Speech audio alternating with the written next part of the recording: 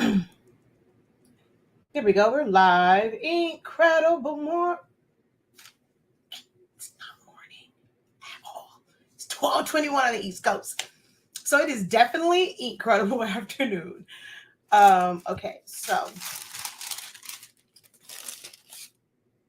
I vow that I won't leave the office space a hotmess.com and work in a clean environment. But last night I was tired as all get out because we'll talk about the difficulties I had and then things that you guys, this is kind of a real world, this will be a real world discussion as far as this creative business life. And also some talk about select cameos and things of that nature. So we're going to talk about it quite a bit this afternoon as I clean up and straighten back out this space because it's a hotmess.com in here right now. So give me a moment. I need to share this out real quick. Let's go over here. Ooh, we have good picture over on Facebook. I don't know how YouTube looks. It should look about the same. If you're watching over on YouTube, you can let me know how that is outputting. Hold on. I got to get to the share button. More options. Okay, I got to move y'all to the side TikTok because I can't see. Okay, let's see.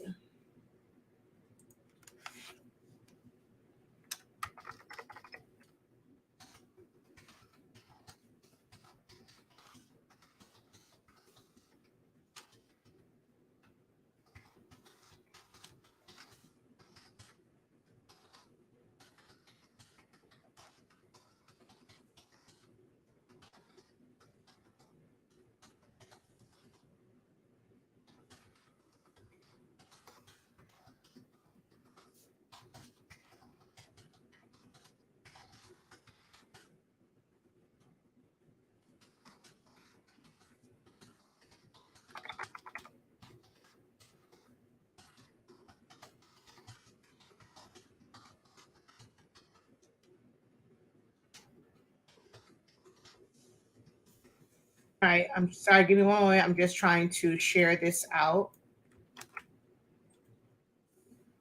So hello, everyone. Hello. Oh, whoa, that got huge. Alrighty then. Oh, wow. Never seen it that way before. Y'all go ahead and double tap that screen over on. Ooh, why did I tell me my headband was down?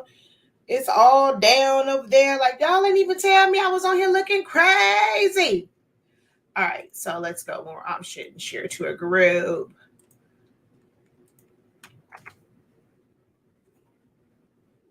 It'll take me a little minute to get this all shared out, so just bear with me.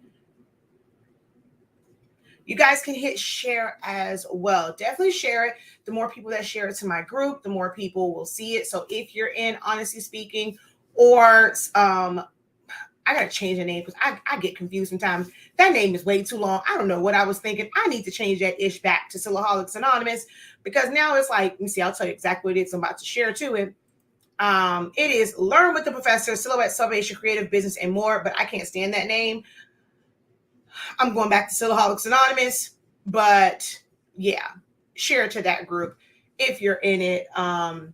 I'm actually going to probably change the name later today. But if you're in my Silaholics Anonymous group, which now says Learn with the Professor, Silhouette Salvation, Creative Business, and more, don't ask me what I was listening to folk and I shouldn't have. And that's how that name came about. And that's a whole other lesson in of itself. Well, you know your ish. Sometimes you just got to kind of follow your gut. So, some people, listen to like gurus and stuff like that. They'll tell you to kind of change your name up every so often, like for your groups, like just refresh it. And that maybe it does work, but that name just definitely was not it.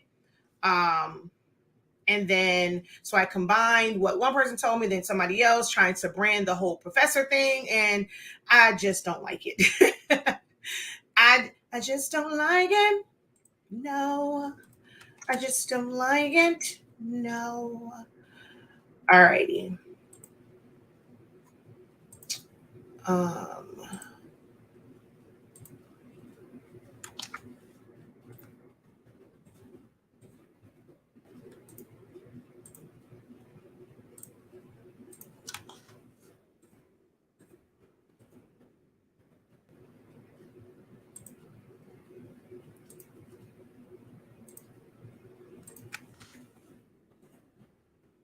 right. So, thank you. Because you're looking at the top half, baby. This floor is a hotmess.com and a half. All right. So, this is why I want another monitor so I can see your comments and stuff. But I'm going to go ahead and say incredible afternoon, incredible afternoon, incredible afternoon. Morning for you, Miss Cheryl, because it is still morning on. Actually, it's still morning everywhere except the East Coast. So I technically was correct, being the fact that your girl is nationwide is on your side. Your girl is nationwide, and people watch me from all over. Technically, good morning apply for everybody central on back. So incredible greetings wherever you may be watching from. Mine will be clean in a, well, see, that's the thing. That's not a whole other topic. In a craft room, yeah, it might not be. But in business, we gotta work on that and make sure that we're not always just working in chaos. And that is one of the things that I am now working on with here, like just one, having more space. But a craft room, probably. But we really want to, in business, that you can find stuff easier and work more efficient. I don't call what I do a craft business. I never call it my craft room. Once I put a dollar amount to what I was doing, I no longer had a craft room. I had an office. I had a studio. I have a workspace, but I don't have a craft room. Incredible morning from Oklahoma City. Hello. Incredible morning. Those of you who are on the East Coast with me, incredible afternoon. Incredible greetings. Oh, hello. From the other side of, the other side of the pond? Is that how they say it? Hello from UK. How you doing over there? Incredible morning. Incredible greetings. Hello. All right. So, as I said, I need to, hello from Fort Worth. Thank you guys for letting me know where you're watching from. If you haven't done yet, drop a hey, how you doing? Let me know where you're watching from. Give this video a thumbs up. Y'all see all of the madness back there. So I need to get this situated. And we're going to just talk about some things as I get situated. So I am going to be walking away from both devices that I can see comments on. I'm not ignoring you. I will come back and answer any questions that's posted, but I'm gonna have to keep walking back because, for one, your girl eyes are not that great anymore, so I'm definitely not gonna be able to see it. Wait, speaking of which, where are my glasses? I got my new glasses back, and I don't know, I feel like they put something else in there, and I put them things on. I was like, oh, I can see clearly now. So your girl definitely wears glasses, so I won't be able to read any of this small print, but continue to let me know where you're watching from, because I can always go back and look at the comments. So definitely let me know who's watching. Just say hey.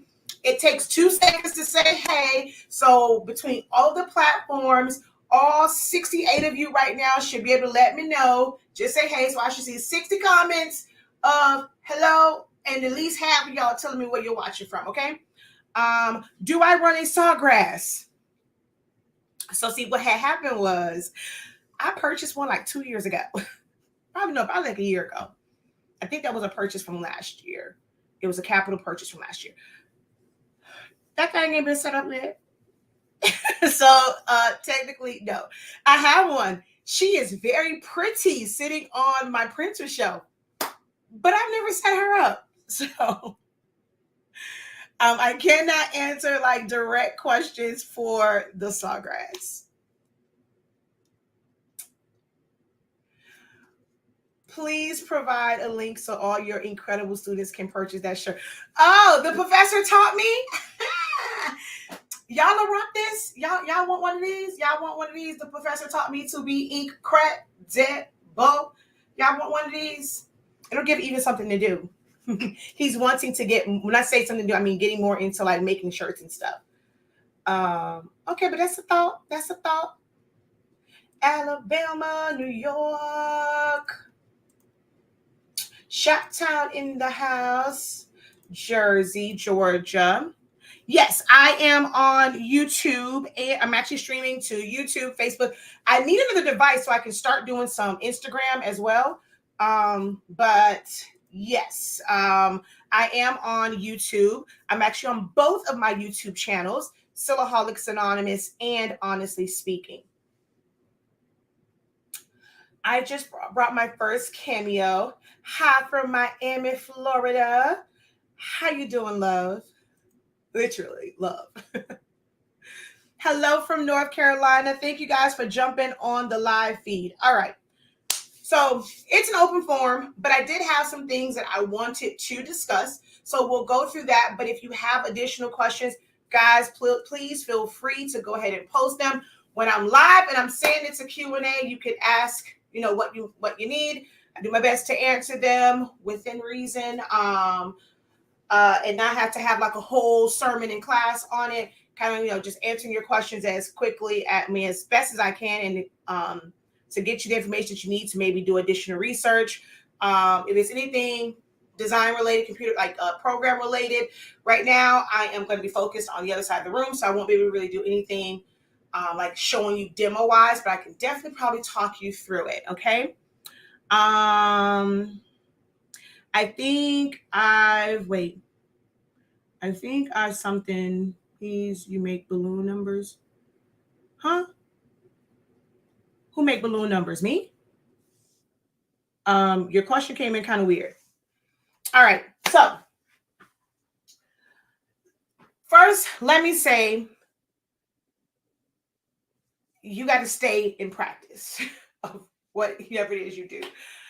I've done, recently, because someone even asked, do I still do, I got to start cleaning up. Someone asked the other day, do I still do HTV, right? So I'm like, yeah, of course I do. Because technically I got a whole bunch of HTV in this house, right? Well, I got to stop calling it that because it is a house, but I got a whole bunch of vinyl in this office in HQ, right? And I've done some stuff like here and there. But when I tell y'all last night, oh, Jesus, this HTV worked my last nerve. Jesus. Woo! I had been out of practice. I was like, and I had to take a moment. I said, Lord, I got to definitely talk about this at some point because I was a little out of practice. And it's like the simple things that I was forgetting to check my blade. Because I was cutting by color, I went to the next color and forgot to adjust my settings. So it cut all the way through my white vinyl. So I couldn't do nothing with that because it was all small. Wait, is it in here? Hold on. Look. I think I saw you make large balloon numbers. So I've taught how to do the balloon marquee letters and mosaic balloon letters, and you can use it as marquee letters with the lights. We're doing something really, really cool. Me and my mom, because my mom is one. I don't really make them as often anymore. My mom has a love for making them, and we're going to do something really, really cool next week. So it's involving the letters and my rolling. So just think about that. The marquee letters, the big letters, and my rolling. So we're about to do some things. We're going to do some things next week. So my mom is amazing. She's absolutely amazing. She's like, look, I'm going to need y'all to help and get it together because she's ready to leave her job. And so she was like, she made moves so that we can elevate, so she can elevate. So she was like, I'm going to need you to start elevating, more and more and more because she wants to come work for us full time and leave her job because she's tired of people. Look, you see this? Look, That's something cut all the way through.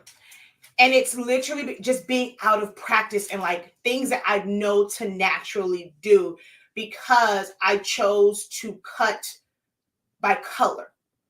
And the default, so man, okay, I'm gonna tell y'all right now, it's gonna be very helpful, but this live gonna be all over the place because I'm literally going to be like talking through all of the madness that happened. So it's gonna be helpful. I promise you it is. It's gonna be very, very, very, very, very, very helpful. But it's gonna be all over the place. Full disclaimer. Okay? All right. So because I chose to cut by color. So if you didn't see the video last night, I showed me like putting it all together. It was a sweatshirt and it had like, it was a for senior pictures and stuff like that. So I designed it all. I did not have any teal vinyl, so I had to just create basically a teal vinyl. And so the second time around, I got smart and I just printed the entire thing teal and then cut it out. It's like, it's kind of a waste of ink, but look, at the same time, I was not about to have what happened the first time happen again to where it messed up the whole cut. So that was a waste of ink. And then of course I had to do the little jaguars and that was the only thing I really had to cut, like print and cut. But I didn't have any of that. So I had to basically create the color and then cut and all that stuff. So the way that I set this up to be able to cut on my cameos, I just pulled all the colors over, like literally everything was on the screen, every part of the design. And I use cut by fill color. But I don't ever use any of, I'm gonna put this right here just so I have to show it again because I gotta start cleaning up, y'all. I don't ever use the preset silhouette settings for anything cut. I do not use the presets that they have in there. Oh, that outfit you did last night was so nice. Thank you. No, we won't be doing that live. We won't be doing that live. But yeah, so I don't use any of the presets that they put in the system. I know my settings. I do know my settings, right? So when I went into the system, and because I was cutting my color, it technically defaults when you're on there to cardstock. And so that's like a blade of 5, force of like 29, speed of like 3. I think that's what it is, somewhere around there. So when you go cut by color, because you might be cutting each of them at different settings, right? But as you go to each color, it's going to default it. It does not automatically keep the settings that you put in for the previous color. So I did it the first time, and then the other prints, the other cuts, your girl forgot to, so I wasted 2 colors of vinyl, and I because I put them on different mats. Had I been using like one mat, see here I am trying to be all efficient and stuff, right? And I'm putting them on different mats. Whenever I have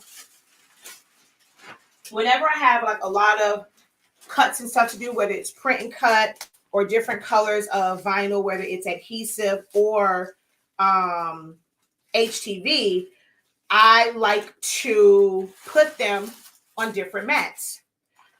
I haven't fully set everything up, so I only have one set of cords because I could have put them on different machines. I have all of them set up and I can literally cut to all of them. But I haven't set up I haven't set them all up because I really only have one set of cords in here. So I was cutting them all from my Cameo 2, which I could have actually did the 4 as well because that's Bluetooth. Look, now I think about the fact that that's Bluetooth. I could have killed 2 birds with 1 stone and cut from the 4. But to be more efficient, I cut all my vinyl down. So I had all of my rolls of vinyl. Here's my white. One of the things that I do as a creative business, I rarely ever buy sheets of vinyl anymore. If you are actively doing, I will say now this would probably be a waste of not doing it as much. But when I was like really, really into it, I was doing a lot more vinyl stuff. I would buy it in rolls. These are the standard 5-yard rolls. If I order from Florida Flex, I'll normally order at least 3 yards. But I don't really buy sheets unless it's something where like I know like this is really only for that particular order. But for the most part, I'm buying rolls. And I'm always going to have rolls in like my primary colors. So white, black. When I was doing a lot of vinyl, I was doing a lot of orders for specific teams for specific teams here in South Florida. So I keep rolls of like colors like orange, purple, red, blues, and things like that, right? Because of the teams that I was always doing shirts for. So I took it, have my mat here, cut it all down, prepped all my mats, put my colors down, and once one was done, boom, pop in the next one and keep it moving. Now, had I been using one mat, I probably would have caught the mistake after the second one because I would have had to peel it up and then I would have saw that I cut all the way through. So there's you see what I'm saying? Like it's pros and cons to being efficient. Like I'm like, had I been like not efficient, or I would have been trying to be like Miss So Efficient, and I just use one mat, because I was only using one machine, right? It's like, well, what's the purpose of using multiple mats if you're only using one machine? That's how most people would think. So I'm typically trying to be efficient so I can literally go boom, like just keep cutting them and don't have to worry about taking it off and putting the next one on. I cut everything down, put all the vinyl down, and had them ready to go. So I did the first one. Got ready to do the second one because I'm doing like 30,000 things at one time. And I just hit send. I went, deselected one color, put the next color in, hit send. All right, boom, it's done. I should have known something because at first I looked at it, right? Because I was like, why does it sound like that? It's cutting real slow. And it sounded a little weird. But I'm like, okay. I look, I peek, it's cutting. Because I was over here, paying no attention. It comes out, I take it out, I literally threw it on the table. Grab the next one, put it in, boom, boom, boom, boom, boom, hit send. Go ahead and cut it. It wasn't until I got to the last one, and I was like, oh, shoot, I ain't changed this one. I don't know what I was thinking. Thought I changed the rest of them. Did not. Come over here. Them mofos cut all the way through. All the way through. See that? I can see you. So I had to redo them. And then when I redid it,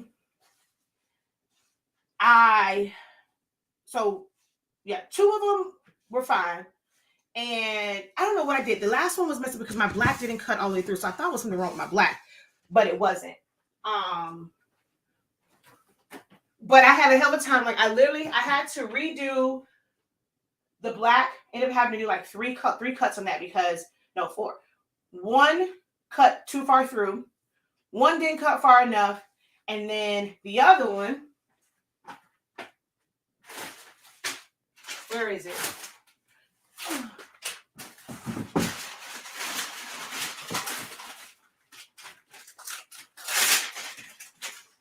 I somehow, when I was moving stuff around,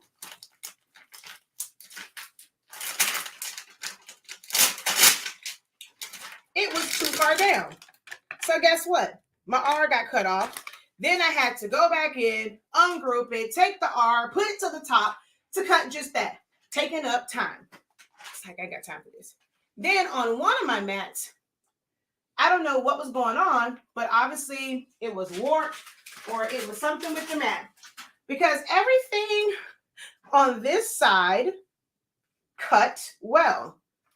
Well, when we got over here to this side, Houston, we had problems.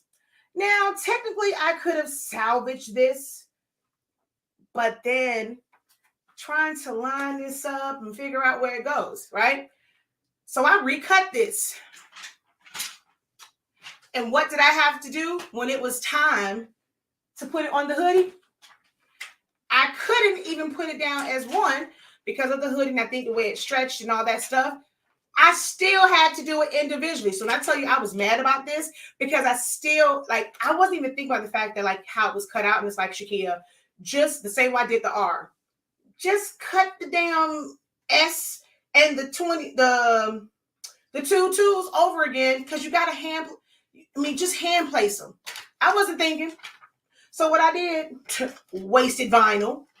Oh, you know what? I might make another one of those without that spool and reuse this and do like in the exact same size. Child, we ain't finna waste this. We're gonna put you right here. We're gonna make another shirt with that. But I had a hell of a night last night when it came to HTV.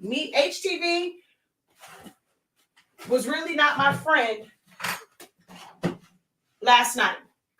And it's because I've been out of practice with it. I haven't done a lot of HTV outside of cutting it for Sublimation to Glitter HTV. So I was like, yeah, I'm going to be doing a lot more HTV stuff because I didn't like that. I did not like having that many issues with something like HTV. So I was in here way too late last night. But I often,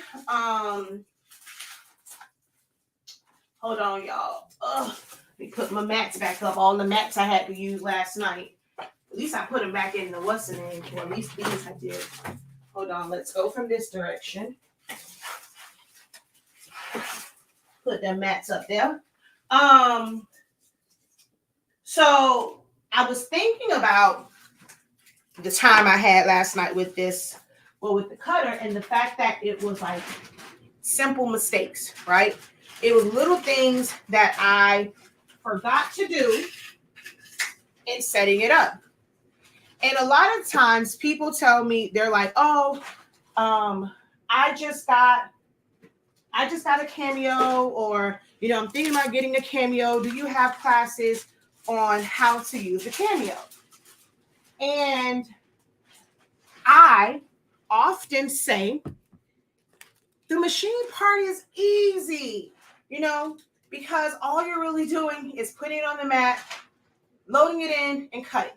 Most people, which, to me, I think it's still true. Most people who ask me about learning how to use Silhouette, it's not that they really need help with the actual Cameo. They don't understand the software about designing and setting files up. So that's one of the reasons why I focus so much on the program. And I've only done out of the box like twice. I definitely need to schedule. I'm supposed to have one this month. So out of the box, I'm just getting it set up and then just understanding like certain things. And in the 30-day training, I go over the sin panel. And I go over it and say, okay, cut by fill, just kind of showing that. I think, I do go by that. I show that part or whatever, that you can cut by fill, color line, color, layers, standard, all that stuff. But I really don't put a lot of emphasis on the machine part because I'm like, you set it up, you put it in there, and you cut it. But last night I was like, man, it's those little things like that to know that you have to make sure that you're changing those settings if you're choosing cut by color. So I was like, man, how do I go about like teaching this? Because for me, I just don't really, I don't feel like there's a lot of teaching, and there doesn't need to be an extensive amount of classes for the machine part, because it's all, and even with that, technically it's not the machine, right? It's not anything that the machine is doing. People say, oh, I had issues with print and cuts. I guarantee you it's user error. I guarantee you haven't watched my video. You are not following the steps I said. If you follow the steps I said, you will never need an additional light. You're going to get good cuts. If you understand how, like, you cannot, your cut settings and not dialing it up too high, that's all it takes. Most people with print and cut issues, I go on there and it's like they're thinking, okay, well, I'm going to just cut this at a blade of, like, leaving their blade at 10 for everything. Like, you can't do that. So it's about just like the cut settings, but every machine is different. If you're like how I had that issue, right? I can give you the exact like settings that I use. But if your mat has an issue on it, like it was that mat was kind of warped. I guess I must have had it near the heat. So it was warped. If your mat has too many gouges in like one particular area, if your cutting strip is gouged out in one particular area, when it's cutting in that section, it's not going to get a good cut. Now, these are things that I can easily talk about, but they are really hard to mimic and for people to understand it. Like if I just do a class about it and I talk about that, if you've never had an issue, you're going to blank out on that section. It's like, okay, what are you talking about? And even though I might teach it, you may not think to go back to that training to hear what I said. All you're going to do is inbox me or make a post about it. So I don't put a lot of emphasis in understanding the machines until something happens. And then I can make it like a general teaching moment. I like doing it that way, where I can just kind of talk about those little things that will come up, because I think the ones that where I really need to like teach and have trainings on is designing and learning the software. But everything else is just kind of a man, you're not going to believe what happened to me type moment, and then people learn from it. So if you're wondering why I don't really have a lot of classes and I'm saying like these are Cameo, how to work your Cameo machine, it's because a lot of the stuff comes about when you're using it. And then when you ask the question, then I can answer it. But there's like no standard way for me to show you, unless I go and I F up a bunch of mats and I show you a bunch of messed up cuts. I can't really teach that until it really happens. So if you're ever wondering why I don't, that's why. But at the same time, I'm like, man, maybe I need to have a class that's like all the that could go wrong with your Cameo, like, or maybe make a video about it. Didn't know you can cut by color. That's because you have not gotten through your 30-day training. Actually, no, that's like on the first part of it. Have you started your 30-day training, ma'am? Because it's in there. It's in there. Yeah, because listening to you now, I was like, I do need to learn the machine. Do I need to learn the machine too? Exactly. Where else am I streaming? YouTube and Facebook. This is my first time here. What are we making? I'm not actually making anything right now. This is kind of a general chat about creative business and things that happen when you're in creative business and things that kind of come up and frustrate you as a business owner. And I'm just cleaning up. So I did just complete day one. Okay, it'll come up when you'll see where you can cut by color. What mats do I use? I use Cricut mats. We were in the process. Pandemic happened. Well, no, pandemic was already here, but some things happened, and we were not able to finish the process. But we do use Cricut mats, and it's more so the style. You're going to see a lot of other mats. To be honest, anything other than the silhouette mat. I love the machines. They've done a lot for my business. When it came to print and cut, so when I first got them, I was into event planning, event decor. So doing things like chip bags, water bottle labels, centerpieces, and stuff like that. I mean, it was a lifesaver being able to actually just sit there and do print and cuts and create all these amazing things. So I've been teaching it for all these years because I have a genuine love of silhouettes, Cameos, and the program in general. But I cannot stand some of their tools, and the mats happen to be one of them. Because the mats are so thin, when you cut through it and you cut too deep, the way that it cuts into it, and you end up having little shards that pop up, and that can affect your cut. Now, that might be strategic on their part. The more you F up a mat, the more you're going to have to buy them. So it just might be strategic on their part, but it don't work for me, honey, because I found a better solution, and it's to use a different mat in that machine. A mat is a mat is a mat is a mat. It's used to hold my paper and hold my vinyl in place. So look here. You can't get me to where you want to go, and that's your marketing strategy, to have a piss poor mat so I can buy more of them, because I'm just going to find a better solution. So any of the harder mats work. Now, they may not line up like a silhouette mat. So I do have a video, free video on YouTube, two parts to it. I show you how to set up your non-silhouette mats or mats that are made for technically Cricut. Because, I mean, even when it comes to Cricut, they are a brand. And when people want Cricut products, they're going to pay an arm and a leg for a Cricut mat. Now, I do have Cricut mats. However, I got these suckers Black Friday 2 years ago. And it was a coupon code. So and again, I buy them by the case. So I purchased a case of 12 by 24 inch mats. And look, I even marked it. So this one was open, and I set this one up in February 2022.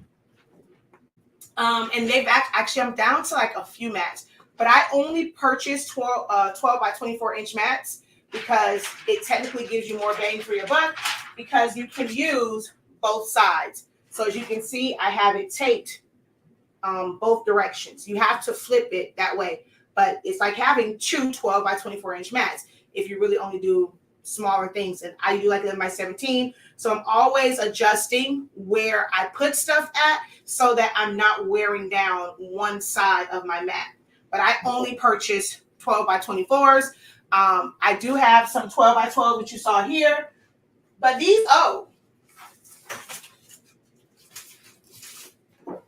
look at the pattern that's on this. Cricut has not had this pattern in like forever and a day. So these are old. Now they just come like this. And I only got these like they didn't have in 12 by 24s and I really needed a mat. But these are old. And they last a lot longer to me than the silhouette mats. Silhouette mats lose their grip. Although the newer Cricut mats, I just realized my microphone was like way over here. The newer Cricut mats don't have as much grip. I used to love the smell of a Cricut mat when you take that plastic off. So they changed that to where it wasn't so strong, which means they also changed their adhesives. So these don't last as long as the older ones. That's why I still can use those older ones because all I do, take a little awesome spray that baby down, wipe it down, or use a disinfectant wipe it down. It'd be back sticky in a matter of moments. I don't soak mine in water. It'll take too long for it to dry. I just use a little awesome spray, wipe that baby down, or use a disinfectant wipe it down, and I'm back sticky and back up and running in a couple of minutes. But you do have to set it up. It doesn't matter if you're using that one. What's the other one called? Nikapaka, Printery, Print Somebody. All these are third-party mats. They're ordering it from overseas. They will put anybody's name on the mat. Like I said, that's why we were going to get some that just had HS ink because a mat is a mat is a mat. Cricut is branded. They're going to charge you a good little penny for it, whereas we can get them for a little bit cheaper. Does the same exact thing. But as of now, I just use Cricut mats. Why did I tape the mat? Because I use Cameos. I don't use a Cricut. I just use Cricut mats. So the silhouette mat and the Cricut mat, as far as where the size of them and the edges of it, they don't match up. Some people will go and they'll say, oh, I just line mine up and I cut it down. That's if you're not going to be super, super straight. That mat is still thick. So trying to cut down a Cricut mat, you're going to do several runs and you might end up cutting too far. And that's going to mess up your cut because if it doesn't grip properly, it's going to move. So I'm not going to mess with the mat. I tape it off and I use the machine to cut. What that does is I know exactly where my machine will read it because it's going through it. So if it goes through that way, like if it even shifts, Cameos have not horrible, but it doesn't have great tracking. You'll notice that your mat and your material moves. So if I do it that way, how it naturally moves when it's cutting, even when it's reading my registration marks, it's naturally moving that way. That's why I get amazing print and cuts.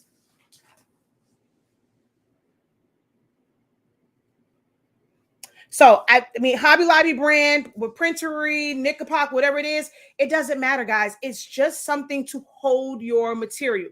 Some have better adhesives than the other, but at the end of the day, they are all exactly the same. I mean, some of them are probably actually Cricut mats.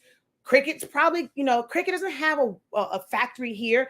A lot of their stuff is imported. So the same exact factory sometimes that makes some of these name brand things, they go and they make knockoff versions of it. You can go overseas to Alibaba and actually order a silhouette Cameo, like direct from, is it Best Subs? You can literally go and order a silhouette Cameo directly from them. So they're all the same. Some have, some have different adhesives. And that's what some people say, oh, this one's better. This one's better. No, they're all the same. It's just that, it's just the amount of adhesive on it and how you're using it, how you're cleaning it. So you can literally use any mat that's within your budget. Hey, just say, watching from Mississippi, well, welcome. All right.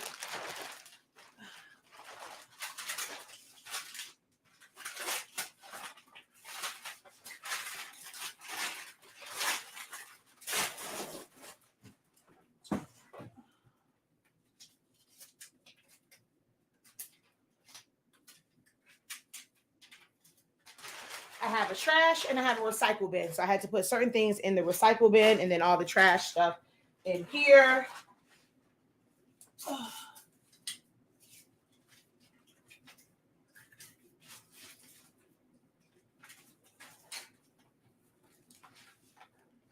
But okay, so it was a couple different topics, but I want to know what you guys need help on. So again, post your questions if you have them. I'm gonna try that. I don't like the silhouette mats either. Yeah, watch my video. It's on both of my YouTube channels. I don't think it's on Honestly Speaking. You got to go to Silaholics Anonymous to see how you set it up and then how to put it through for it to cut. What do you do with new mats? They tear up 651 paper backing. I actually try to not use new mats for things like that. You can kind of de-stick it with like a shirt and stuff like that. Sometimes I will put a paper on it and take it off so that I can then wipe. So it kind of makes it a little less sticky. But to be honest, now, like in knowing that it's going to do that, I try my best to not use brand spanking new mats on 651. If I see that a mat is at the end of its life, like because it's one I use for like 651 or for paper, I start to use another mat for other things that won't stick so that I can kind of eventually rotate it to where I can use it with things that might stick and tear up on there. I will definitely tell Zion Imani hello. I left them children at home today. So you don't measure it.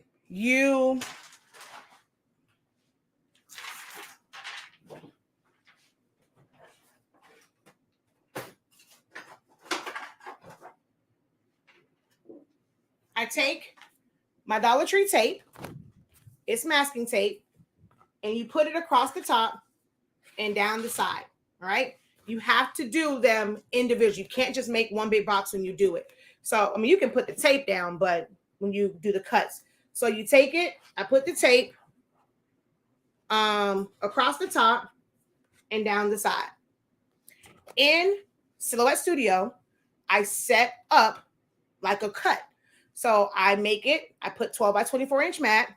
I make sure that under my settings, it's set to cut edge. I make a 12 by 24 inch box. I then create horizontal and vertical lines and I align them to the top and the side. I move the box out of the way. I put this in the machine and I tell it to cut. Make sure if you're doing a 24 inch mat, you got a full, it can do the full length of it. Or you can even go to like 11 by 17 if you're really only using 11 by 17 paper. And if you go that far, you can pretty much line up everything else. So I put it in there and send it to cut, and it cuts a line. So if you look at this, you know what? Hold on. I'll just take a piece off.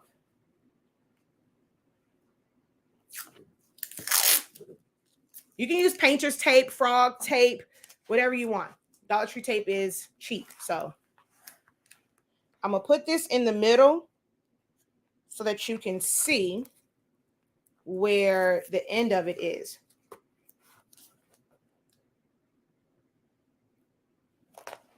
I got to oh, wait. Be on the lookout when we restock the Sublimation paper rolls. We don't have any right now, but they will restock. So if you see here, the line, the cut line is higher than my tape. So it's gonna, on the top side, it's gonna cut off like a sliver, like literally a sliver. So you see how it is technically longer. So you put that there and it's gonna cut it. And then on this side, this is a little bit shorter. So a little bit more tape comes off of this side. So you see, you just put the tape there and it's going to cut through the tape, and you pull that off. That leaves you with a perfect line of where to put your material. And then you flip it and you send it through again, and it'll give you a perfect line of where to put your material.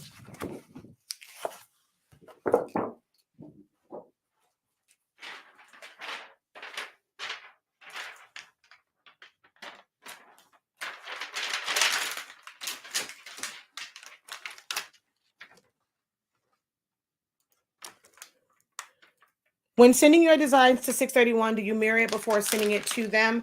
No, you send it the regular way. They take care of everything else, and because they'll know how to actually properly set it up. So no, I don't mirror anything. You send it to them how you want the final product, the final transfer to look. Hello, Miss Sonia. Hello, Facebook user.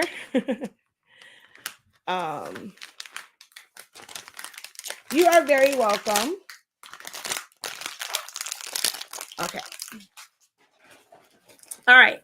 So until you guys post other questions, here's another thing that I wanted to talk about, right? I saw someone post about wanting to learn a design software. All right. So it doesn't matter if you're trying to learn Silhouette Studio, if you're trying to learn Photoshop, you're trying to learn Affinity, and you're saying that you want to learn how to design.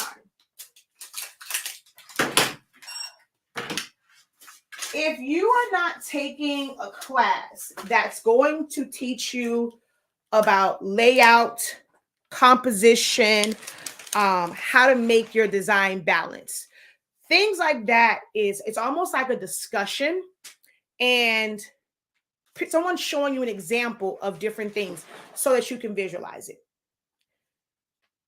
And I'm going to say, like, this is my thought process on it. You can agree to this, you can agree to disagree. I'm not bashing anyone when I say what I'm about to say, because everyone has their own style of teaching, and it may be effective for certain people, right? And for certain people, it may be effective. But I often hear people say, like, they're wanting to take certain classes because they're wanting to learn how to design, right? And then it's like, okay, well, I know the basics of the software. I want to do more advanced stuff.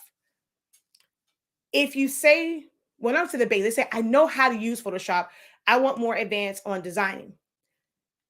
For design, it really is you. If you don't have an identity of your design style, it's going to be very hard for you to learn, quote unquote, designing.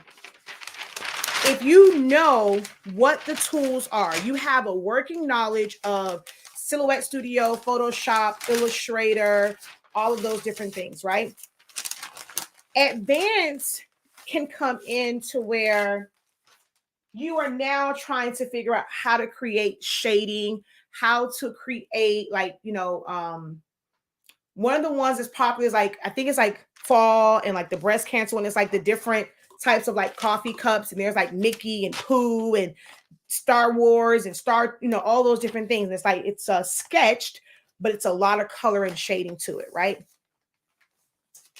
Once you get to that, like, someone can go and show you how to do that with the mouse. It's not really as effective with the mouse. So people will say, well, I want to learn more advanced designing. But sometimes what it takes is, one, having your own design identity, and two, You can use the program or use the software, but you're going to need additional things. Most of those people who are designing those will probably have some type of drawing tablet, because when you're drawing it in and then creating those blurs and creating those shades, it is really hard to do with a mouse, because your mouse pad only moves so much. But when you have like a digital drawing tablet and you're able to draw on it, or even now, like a lot of people will create in Procreate because on their iPad, they can literally draw the shading in. It's just like having a Wacom pad and understanding pressure, where if you want a thick line, you have to learn to apply more pressure. You want a thinner line, it's going to feather out. Now, there's certain times you can do that in programs like Illustrator, because you can go and literally change the width of it. Like you can do some settings and stuff in there, but it takes more time. A lot of people don't really want to do that. Or you're saying, okay, well, I want to be able to do more advanced designs. I want to design like this, but you're not even an artist to where you could draw that out. They're just taking what they are naturally able to do as an artist, where they can go and put that to paper.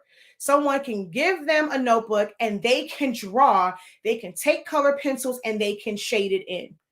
But now they're making it digital. So one of the people that I watch, Raw Sushi, she will draw out in paper.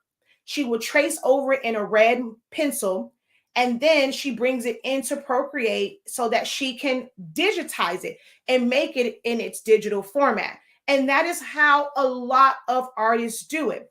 And some of you are not at that level. You are going to get frustrated with design classes, and people say that they have a design class, and you go in there and you're like, well, this isn't what I wanted to learn. For some things, before you can put it digitally, you're going to have to learn to draw. You're going to have to learn to be an artist. So you're going into some of these classes with unrealistic expectations of what the outcome will be, because you don't understand that no one can, there's only so much that a class can teach you. I can teach you what the tools do. Now, what is it that you do with it? Because if I say, okay, I'm teaching what crop does, you know that what it does, and it crops something down. But now, how do you use that in your design? How do you arrange it? That's why it is important to understand the basics. So many of you guys, I'll go and I'll say, they're like, oh, well, when are you going to have the next design class? And then I ask, have you taken my 30-day training? Do you have a general idea of how to use Sublimation Studio? No, I can't help you design, because if I'm helping you to design, I cannot teach you, okay, this is where crop it. For one, y'all don't even take the time to learn the layout of whatever program you're in. So where if someone goes and says, okay, you're going to go to the brush tool, you trying to hold up the class because you don't even know what the brush tool is. You wanted to jump into a design class and you don't even understand the layout of the software. That is why for me, when I do it, my essentials to Photoshop, even if you think you know Photoshop, most people don't teach it, because most people are teaching it. Oh, I'm going to teach you how to do a chip bag. And they're touching 3 or 4 different things. And you have, now you go into a different class. Well, wait, hold on. Where that's at? I can't find it. You're frustrated because you did not take the time to learn it. As crafters, as creative business owners, I find that so many of y'all, I ain't gonna say us, so many of y'all want to bypass the basics because you're thinking of it as DIY and craft. Oh, I can learn it from YouTube. If that was the case, why would colleges have graphic designing courses? There's a process to this. If you were to go to anyone's school, if you are serious about designing, like those, I want to take to the next level. I want to be more advanced. But then if somebody tells you to go look into a graphic designing school because it costs so much money, you're like, oh, no, that's too expensive. But that's where you're going to truly, truly learn full on designing. Even with taking my classes, I go and I'm like, I always say, it's for beginners and it's for a certain style. I'm not going to teach you how to make a club flyer. Can I do that? Yeah, but that's not my style. I know the software. So if I wanted to, I can create it. When you're coming to me, I don't know what your style is. You may come to my class and not really, okay, this is what I wanted to learn. I want to learn something different. but I try and put out so much content to where you see what my design style is. So when you come to my class, you know what the heck you're going to learn. And a lot of other people, you're not really seeing what, like you're jumping on these classes, but you're not even paying attention to what they're putting out. What, when they're looking, you're looking at their designs. Does that line up with your design style? If your instructor's design style does not line up with yours, they can never teach you anything. Hold on one second.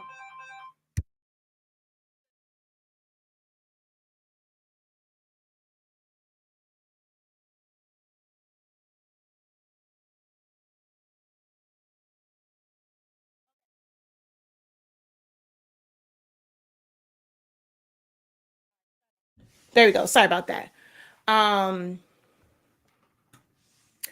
but I'm finding a lot of people are having that issue, and I'll see feedback, or people will contact me and say, "Well, I paid for this class. I didn't learn anything. I mean, it didn't help me. I either knew this stuff, but did you pay attention? Did you ask questions before you jumped into it?"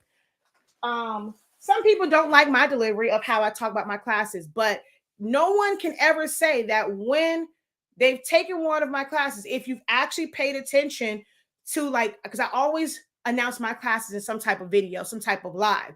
Now, if you don't want to listen through the live, that's on you. If you came into it and feel like, okay, this ain't what you wanted, then that's on you, because I'm very descriptive in saying we're going to learn this, and this. If you feel like you were past that point, then it may not be for you. And it's a lot of people that think they're past that point, and they come to my class and I'm like, oh damn, I didn't know this, I didn't know that. Because I truly teach from a fundamental. Some people want to jump into the deep end of designing and never focus on the fundamentals.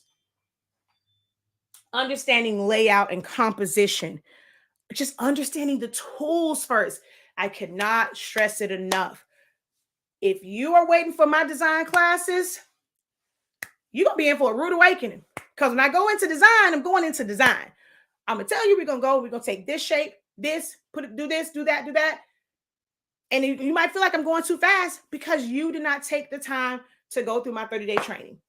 You didn't take the time to, if you don't want to go through my 30-day training, go through and click on each icon. At least know where the icons are at, to where you're not saying, wait, where are you clicking at? I don't see that on mine. Whether it's Windows or Mac, Silhouette Studio looks exactly the same. Now, it might look a little different, and icons can shift from free, designer, designer plus, and business, but for the most part, it all looks the same. You have to learn the basics. And when it comes to designing and wanting to know how to design, you have to decide and learn your design style. It is okay to take something that's your design style and try to accomplish it or recreate it with the software that you're using. If it's capable, if it's possible to make it in the software that you're using, because certain things you just can't do from Illustrator, Silhouette, Affinity Designer, Corel Draw, Inkscape, that you can do in raster type programs. Try to recreate it. Don't get frustrated if it's not, like, just because you know the tools. Putting all these tools together is something new for you, and creating a design. So you don't get frustrated. Start it. If it don't come out right, save that one as draft one. And you can copy and paste it and, like, try and tweak it from there.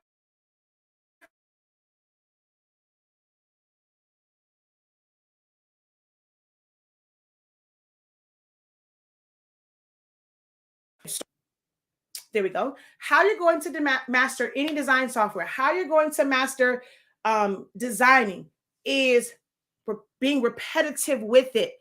Just because you accomplish something one time, it may have taken you 30,000 years to finish it.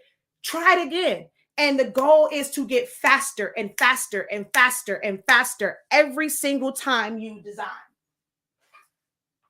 If you're not doing that, and you don't have that mindset for learning to design, you're going to always struggle. You're going to always struggle with designing.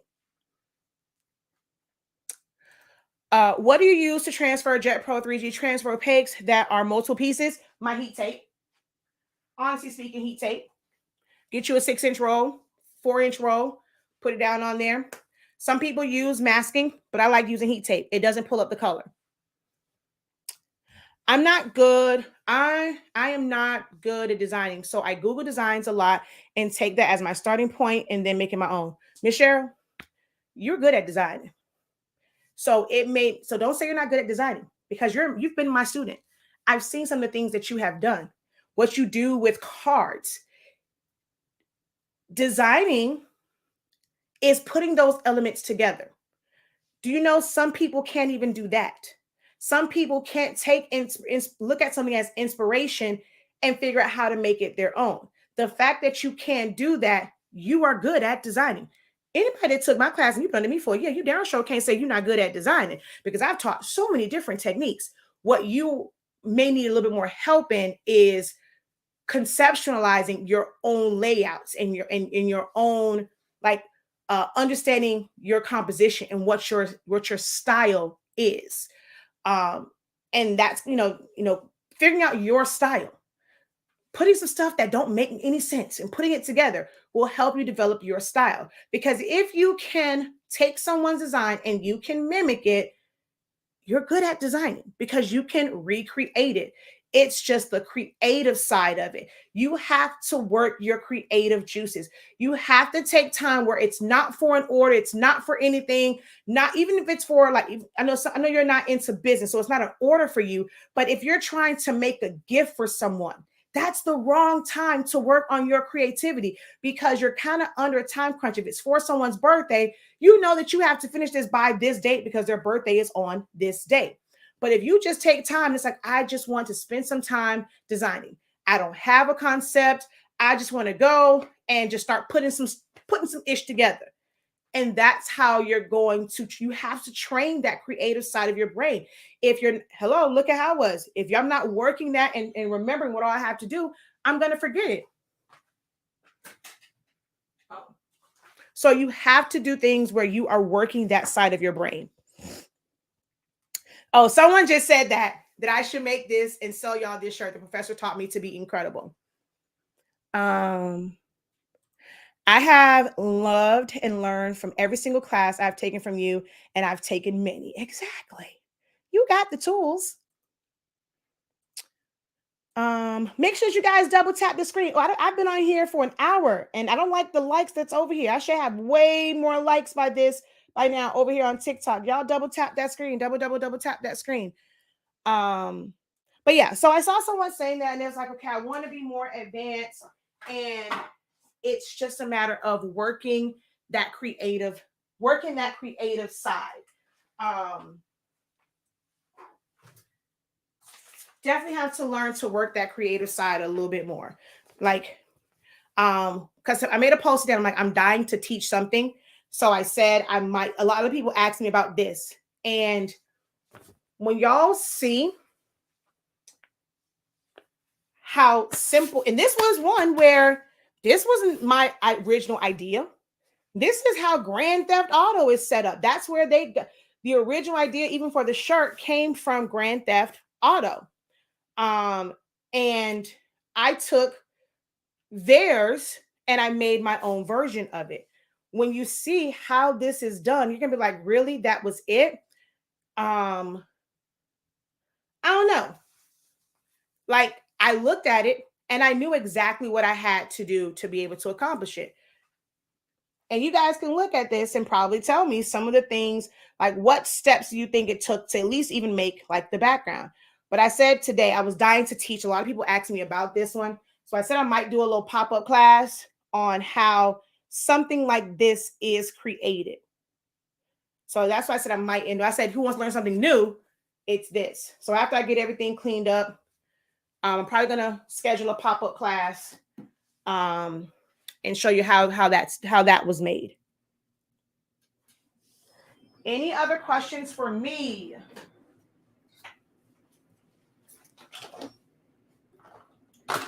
Post your questions, guys.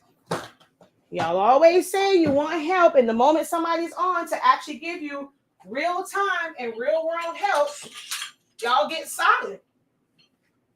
You get silent. Some people will say, oh, but I'm new. I don't know what I need. I don't know what I need.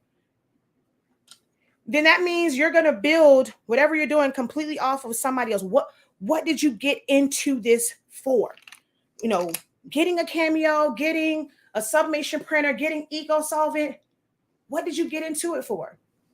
And if you are not actually doing what you got into any of these crafts for, you should have a lot of questions. You should have a lot of questions.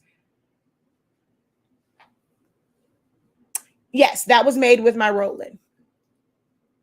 Oh, some of you guys are way back. Yeah, some of you guys are way, way, way back.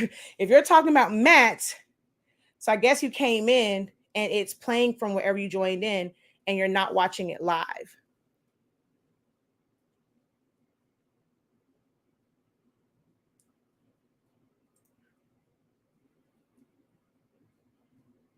Okay, wait, maybe you are caught up because it's like, how do you get colors so bright? Are you talking about the City Girl shirt?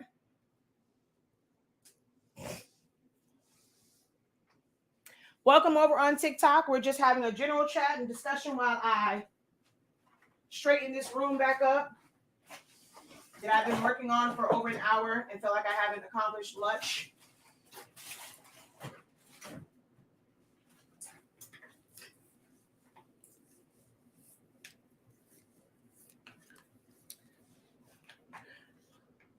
I've been doing eco solvent printing for well over a year, but not how you probably think about it. I have not converted a printer.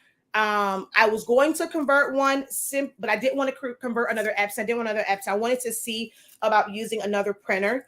So I tried to do it with the Canon, but both Canons I had did not work. Like the print head was just all jacked up or whatever. But this is eco solvent. I use a Roland. I don't know if it's because I've been in it so long to where doing hacks at this point to me just is it worth it, you know? So I went with, I saved up for and got the one that I wanted. Also, I think a lot of people are into the whole eco solvent because of stuff like this. This isn't what I got my Roland for. If you saw my husband with that poster, that's what I got into eco solvent for. Decals, helmet decals, actual stickers. That's what I got into eco solvent. I wanted a Roland. I make my yard signs. I wanted it more for adhesive. There's 30,000 ways to make shirts. And I've been successful in a bunch of other ways to where this right here wasn't, look. This is Caesar Color Print PU. It's still going to feel and sound like Jet Pro 3G. So I wasn't excited about this whole eco solvent for making shirts. Jet Pro 3G worked just fine for me. Ooh, that rhymed. But yeah, I've been doing eco solvent for well over a year now.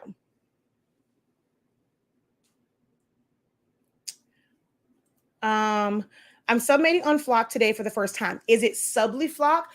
People keep thinking that you can sublimate directly to regular flock, just general or generic. When I say generic, but like just your regular flock. It's not vibrant on there. There's nothing. There's no polycoat on it. There's a SubliFlock, and they have a coating on it that will take the subbing. But regular flock, you may not be happy with the results. All I did was some eyebrows, girl, but thank you. I just make sure my eyebrows filled in, put a little line on there. Ain't no foundation on this face, no nothing.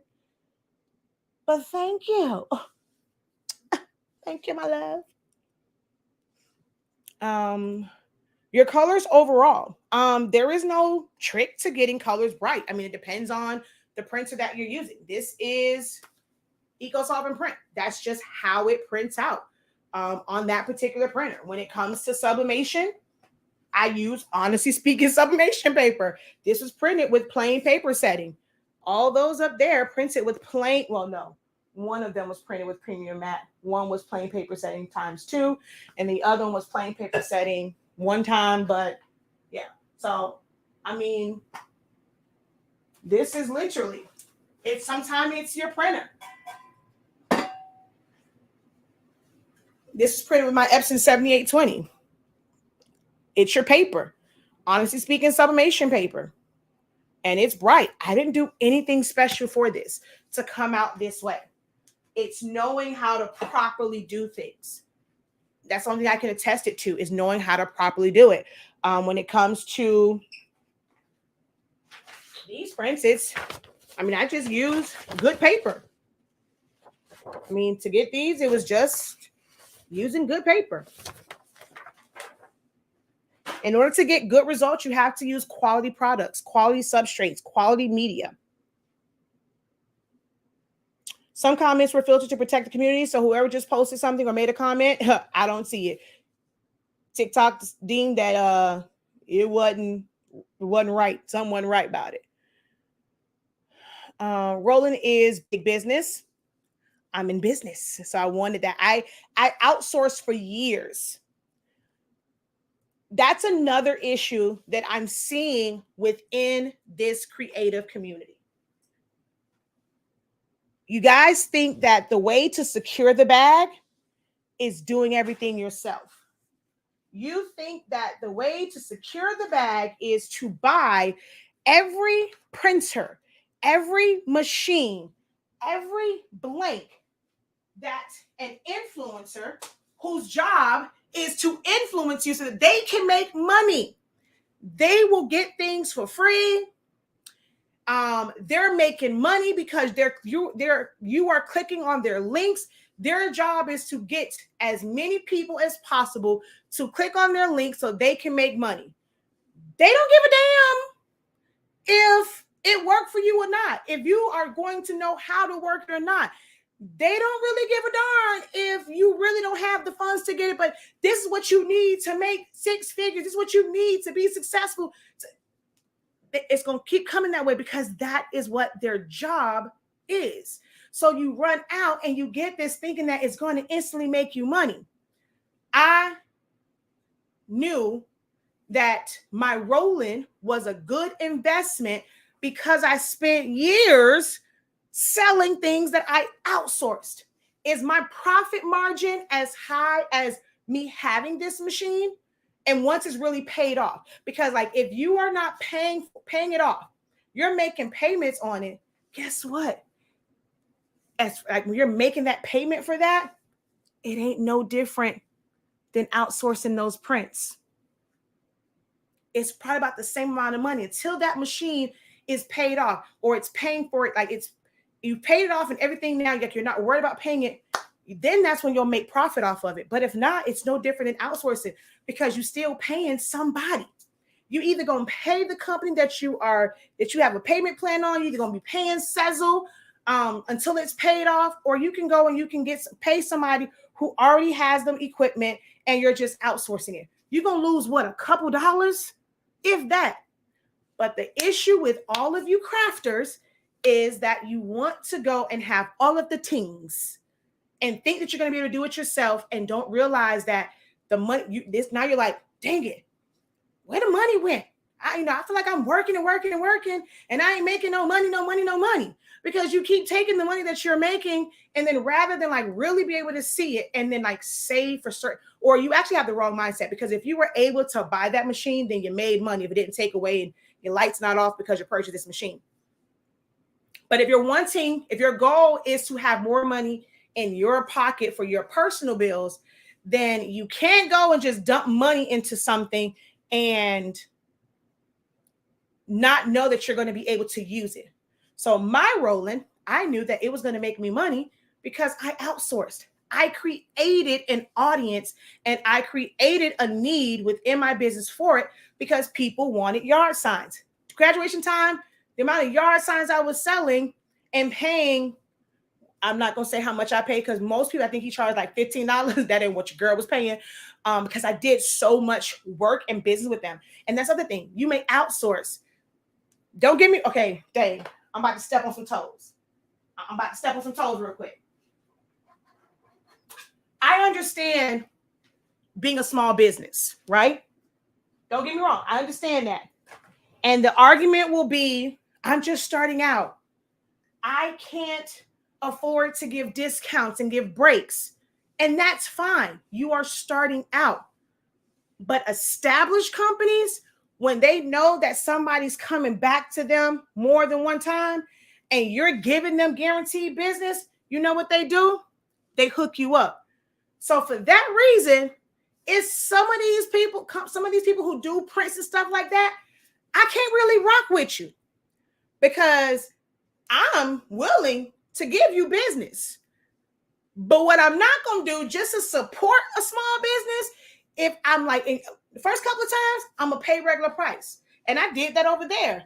But when he saw how many times I'm coming back, again, okay, you reselling. So now he realizes I wasn't somebody that was just a regular person and coming in for regular prints, because a regular person who wants to DIY and they want to take their prints and make their own yard sign, they're going to go to a print shop or go to an Office Depot. It's a different conversation when someone realizes you are a business, because business to business, game recognized game, and you're in this to make money. Oh, you're not somebody that's going to be like a fly by night coming every once in a while. Girl, you sending us files every day. All right, cool. This is what we going to do. You do X, Y, and Z. We're going to be able to give it to you for this price. So I had to make sure that it was worth their while. And I had a couple prints to print out at one time instead of one by one by one. But then I got a price to where, hell, I'm making my profit margin increased from when I first went there. And then when I'm doing more, I get a better rate. I'm not changing my price. I leave it the same price, but I profit more because I'm paying less. And then after doing that, and I saw, okay, this is something that's going to be a smart move for my business, because I already have a business with doing it. Now I'm just making it to where instead of me spending X, Y, and Z, I now get to spend LMNOP and I'm saving, because if they're charging me, let's just say $8, obviously it don't cost $8 to make that. They're making a profit. So now I'm able to print it at what they are printing it for. And now all of that is profit for me. But I built up that for years. And that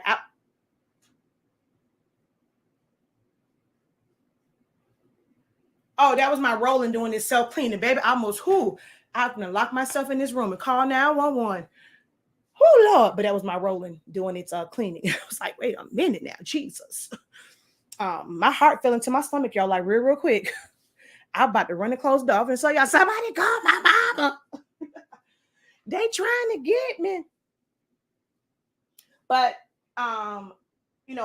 big business. She said it's big business. It's because I had already built the business up I already built up a need for it. So I was able to go and buy it. Now, my next thing is I really want the bigger one, the one that will print like 64 inches wide. I want to be able to do bigger banners. Now what we're going to end up doing is, creating some designs and stuff like that and outsourcing it. No one has to know where I'm getting it printed from. Never did any of my customers know that it was outsourced. You placed your order, you were able to come pick your order up. However it got done. So now with wanting to advertise that we are able to do banners. And once I know that I have this audience and people are actually coming to us for banner printing, guess what I can do? I'm going to invest, once we're out of this space, because it won't fit in here, in the large format printer. If things pick up with just printing just the regular ones, I may have to get another rolling. I really hate changing out my media. I want to have a rolling where I can have enough machines where all white vinyl is on this one, all clear vinyl is on this one. That's an issue in of itself, constantly changing out the rolls. I want to have one. If I decide I want to make transfers, I need to have a roll that's going to be dedicated and it's going to have that Caesar color print in it or whatever the printable HTV I'm using, because switching that out is annoying as hell. But you got to know your business before you make those moves. You have to actually be making money before you make those moves and make those decisions and purchases. Dumping money without knowing it will make you money is just poor investment. Exactly.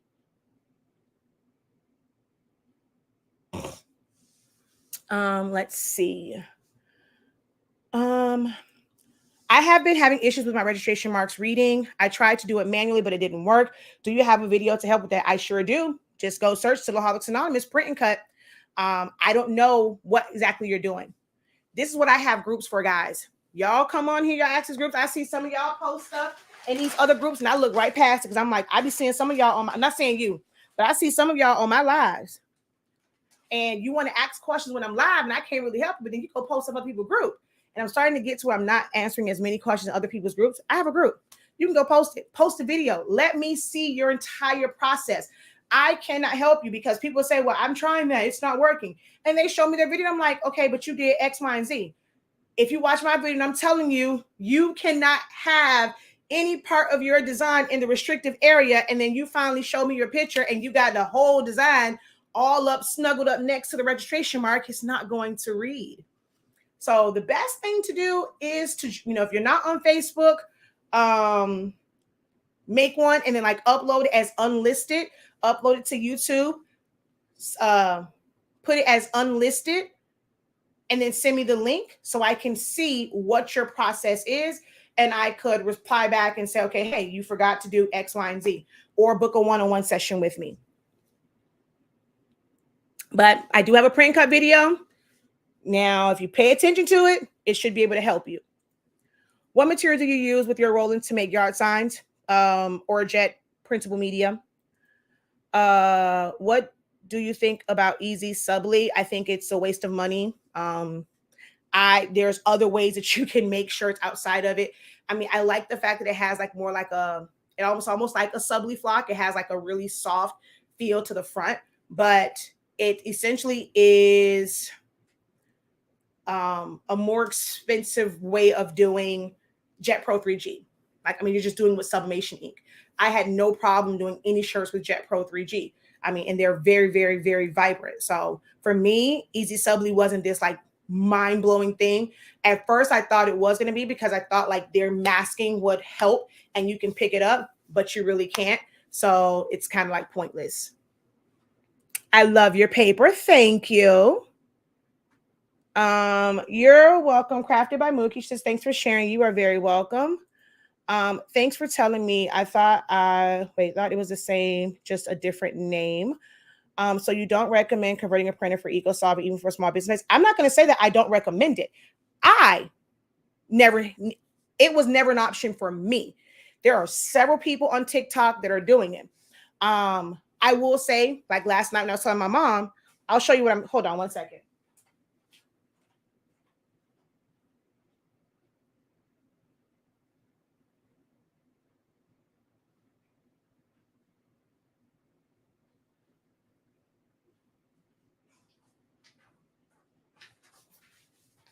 There are advantages to having it set up, right? So this is the one that messed up. It got jammed. Somehow it went on the fritz and it went way past the registration marks.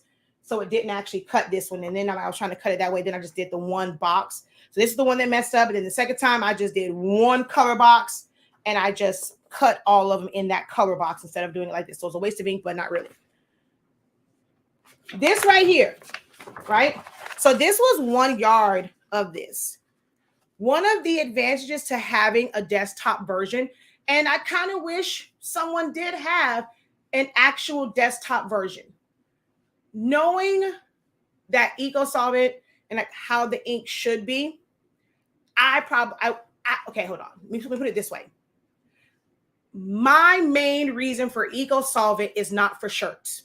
My main reason for purchasing the EcoSolvent was really to print to adhesive vinyl and like banner vinyl and make posters. So printing to paper for posters. It was not my intention to use it for shirts. So it would have the converter ones can work for some people, but knowing that how it works and the fact that I could never use water-based EcoSolvent ink for printing to vinyl, you just cannot do it. I wouldn't think to ever, get one. Oh, dang. Because it's not for my needs. Now, when it comes to HTV, I do wish there was an actual eco solvent that was a desktop. This is all waste. This right here, unless I was doing a very small print, and then I would also have to cover up the sensor on the back so that it doesn't sense it, because there's an end of roll sensor. So if the paper ever goes past that sensor and it's not covered up, the machine will stop. So you have to know hacks like that to put something over the sensor so that it always senses that there's some type of media there. But this right here, up to so if I just want to cut this off and want to do a regular print, I would have to cut this off either right here or use the entire thing and let this hang off a little bit, because it pushes back. So when you're putting it in there, you don't want to mess up. You don't want to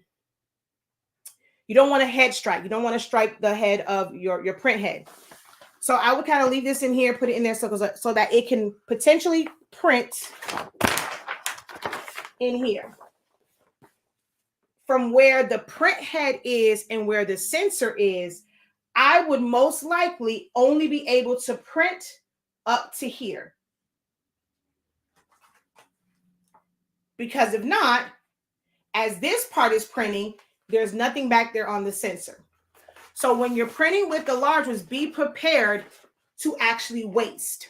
How I started out with adhesive vinyl and even some heat transfer vinyl, I went to print shops, because when you have the bigger machines, and especially when it's on a roll, it gets to a point and this is stuck to the roll, it ain't gonna go no more. They end up throwing this out. They will throw out a lot of vinyl. And I went to some of these places and I just asked, could I have their end of roll scraps? They're going to throw it out, because if they don't have a small format printer or cutter, they cannot do anything with this. So I could cut this off. And if someone has an eco-solvent printer, the converted ones in South Florida, because I'm not mailing it out, I'll give this to them, but I'm not shipping it out. But I would give this to them, because with my rolling, I cannot do anything with this. So there are advantages to having a desktop version, because you can work with smaller medias, like smaller sizes. But for my needs, it just wasn't worth it. I print for my Silhouette software, but my colors are not bright like that. For what though? For pigment ink, for sublimation? I don't know. I print from Silhouette and I don't have an issue. I don't know what print settings you're using, what printer you're using, what media you're printing to. Love it. She keeps it real. So it may be a thinking error as a business owner, but what about when outsourcing can't meet the deadline or the prices to get a profit? When you are outsourcing, you may not, again, I just said that. It may not be the profit that you desire, right? But think about in business, right? All you're doing is having staff do it. If you plan on having your business to where you are the sole creator, producer, shipper, customer service, if you plan to run your business that way to where you try and keep all of the money, then you're never going to have the mindset to hire staff or outsourcing. If you had a company and you had someone that was working that printer and they were setting it up, or someone that can do shipping, would you not have to pay them anyway? So the profits from that job is to pay your staff, your worker. If you have a business and you have staff, the profit that you make takes care of the business. The problem is you guys don't understand what business is. You guys have monetized your hobby. That's all you've done. But you don't have a business mindset to know that the money that you make in your business is to take care of business. You yourself should not be taking care of your bills from the business. You should have it set up to where, from whatever order it is, You have a certain percentage that's going to come to you. You set your prices up based off of your business making money so that your business can buy supplies and your business can pay you as an employee or a staffer for that business. Because when you need more help, guess where their salary is going to come from? Your business profits. So you are profiting because it will have to go out to somebody anyway. So that is money that belongs to your business, and your business is paying somebody else to do that part of it, and then you do the rest of the work. Now, if the person that you were outsourcing to, if their pricing doesn't align with what you're trying to charge, then you need to find somebody else. That's a you problem, because that means then you aren't trying to research and find somebody who's going to meet your needs. Then you aren't being a very effective and business person. But you're not going to make. So some people will say, okay, well, if you outsource it, whatever they're charging you, like whatever you want to make, that just add it on. And I'm not saying that that does not work, right? That really is kind of sort of what you should kind of be doing based off like quality and stuff like that. But at the same time, there is a certain market value. So you can't go and because someone's charging you an arm and a leg, like some people, they go and they charge, like let's say for transfers. Some of the prices that people charge for transfers, to me, is more so of somebody, like they should be marketing to someone who's like, man, I really want this custom shirt, but I can't afford to pay the labor of this shirt designer. Because when you're pricing your shirt at $30, it's not just the material, it's for your time, it's for your overhead. But I might be like, well, man, I really want that shirt, but I can't afford to pay for your time. I can pay for the materials. I can't afford to pay for the materials and your time. I respect the fact you got to charge for your time. I can't afford that. So I'm going to go get a transfer and I'm going to try and do this myself. A lot of people who sell transfers have DIY prices, not business prices. They're marketing to people who are wanting to do business. When you're going business to business, because you should be expecting those people to constantly bring business to you, your prices should reflect. That's why I can't get down with a lot of people that sell transfers and then they're marketing it to other businesses. Baby, you got retail, you got DIY prices. You don't have business to business prices. Half the people are not going to be able to make money from that. You go to people think, oh, well, Sticker Mule, banner stickers, all the other places. Oh, they can charge those prices because they sell to more people. They get more orders. They have bigger machines and stuff like that. That's somewhat true. But you can have the same thing. They market to business owners and they understand that it needs to be at a cheaper rate. So they have more people going to them. You're thinking, oh, I can't do that because I'm a small business. No, price it right to market to the audience that you're trying to reach. If you're not trying to sell to the DIY person, your prices ain't going to work and you're going to keep struggling and feeling like people are questioning your prices because you have it priced for the wrong market. You're marketing to an audience that's never going to see the value in what you are charging. Point blank in the period.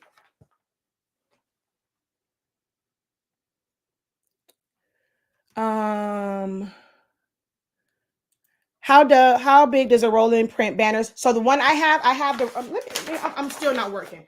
I have the roll-in BN20. So although they advertise it as a 20-inch printer, it actually only prints about 18.75. Like, yeah, it's not even quite 19 because it'll tell you. So it's like 8. I think it says maybe 18.999 or whatever, but it's really like 18.75. So that's the widest you can print, but you can print as long as you want. And then there's other roll-ins that print wider than that. So it all depends on which one you want. Like the next one I want is the VG 2540, and it's 20,000. Where can I follow you on TikTok and Facebook? So on TikTok, it is Shakia the Professor, which I did not put my link tree, but it's Shakia the Professor 365. Shakia the Professor 365 on TikTok. On Facebook, it is whatever channel you're on.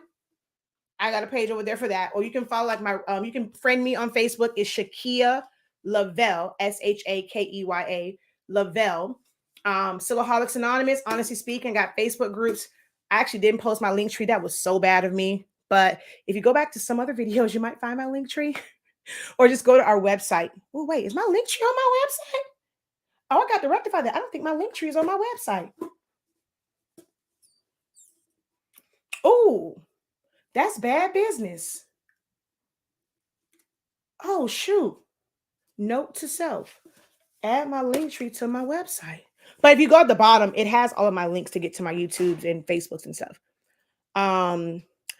What do you recommend for sublimation on a black shirt, 12 by 12 image? If it's a solid print, nothing. But I mean, you can do sublimation to glitter. You can do easy subli. You can do glow in the dark. It's going to still be like this. It's going to be something that's topical. There's no way to make it blend into the shirt. I don't care what you use. It's going to have a hand feel because it is topical. So you either do, if you wanted to use sublimation ink, your only options are glitter HTV, non-Caesar glow in the dark HTV. The colors are not popping. Don't do it to yourself. There's some that are on Amazon. So try a couple different ones like I did. So there's some on Amazon. There's something that's called like Subli Flock, and there's Subli Cotton and things like that. But you're just gonna have to find a white base transfer to put on there. Some ever since Caesar came out with Easy Subli, you have quite a few people who now sell a sublimation printable vinyl. It's not vinyl, but I mean it's a knockoff from overseas, and it's not really a vinyl, but it's no different than Easy Subli.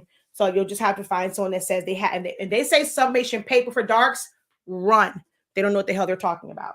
Y'all also have to, I try and teach y'all about terminology so that you know who in the hell to run from. Because some folk are just doing it because it's like, oh, someone said you can make money in this. I took this course. They told me that this is what you have to do to make money in the craft industry. And they don't know what the hell they're talking about. So if anyone says they sell sublimation paper for darks, be like Forrest and run, Forrest, run. There's no such thing as sublimation paper for darks. There can be a transfer, and it's like a media that you can print sublimation ink on or press a sublimation print to, but there is no such thing as sublimation for darks paper. There is no such thing as photo black sublimation ink. Who that would drive me crazy. Okay, let's see what happened over here.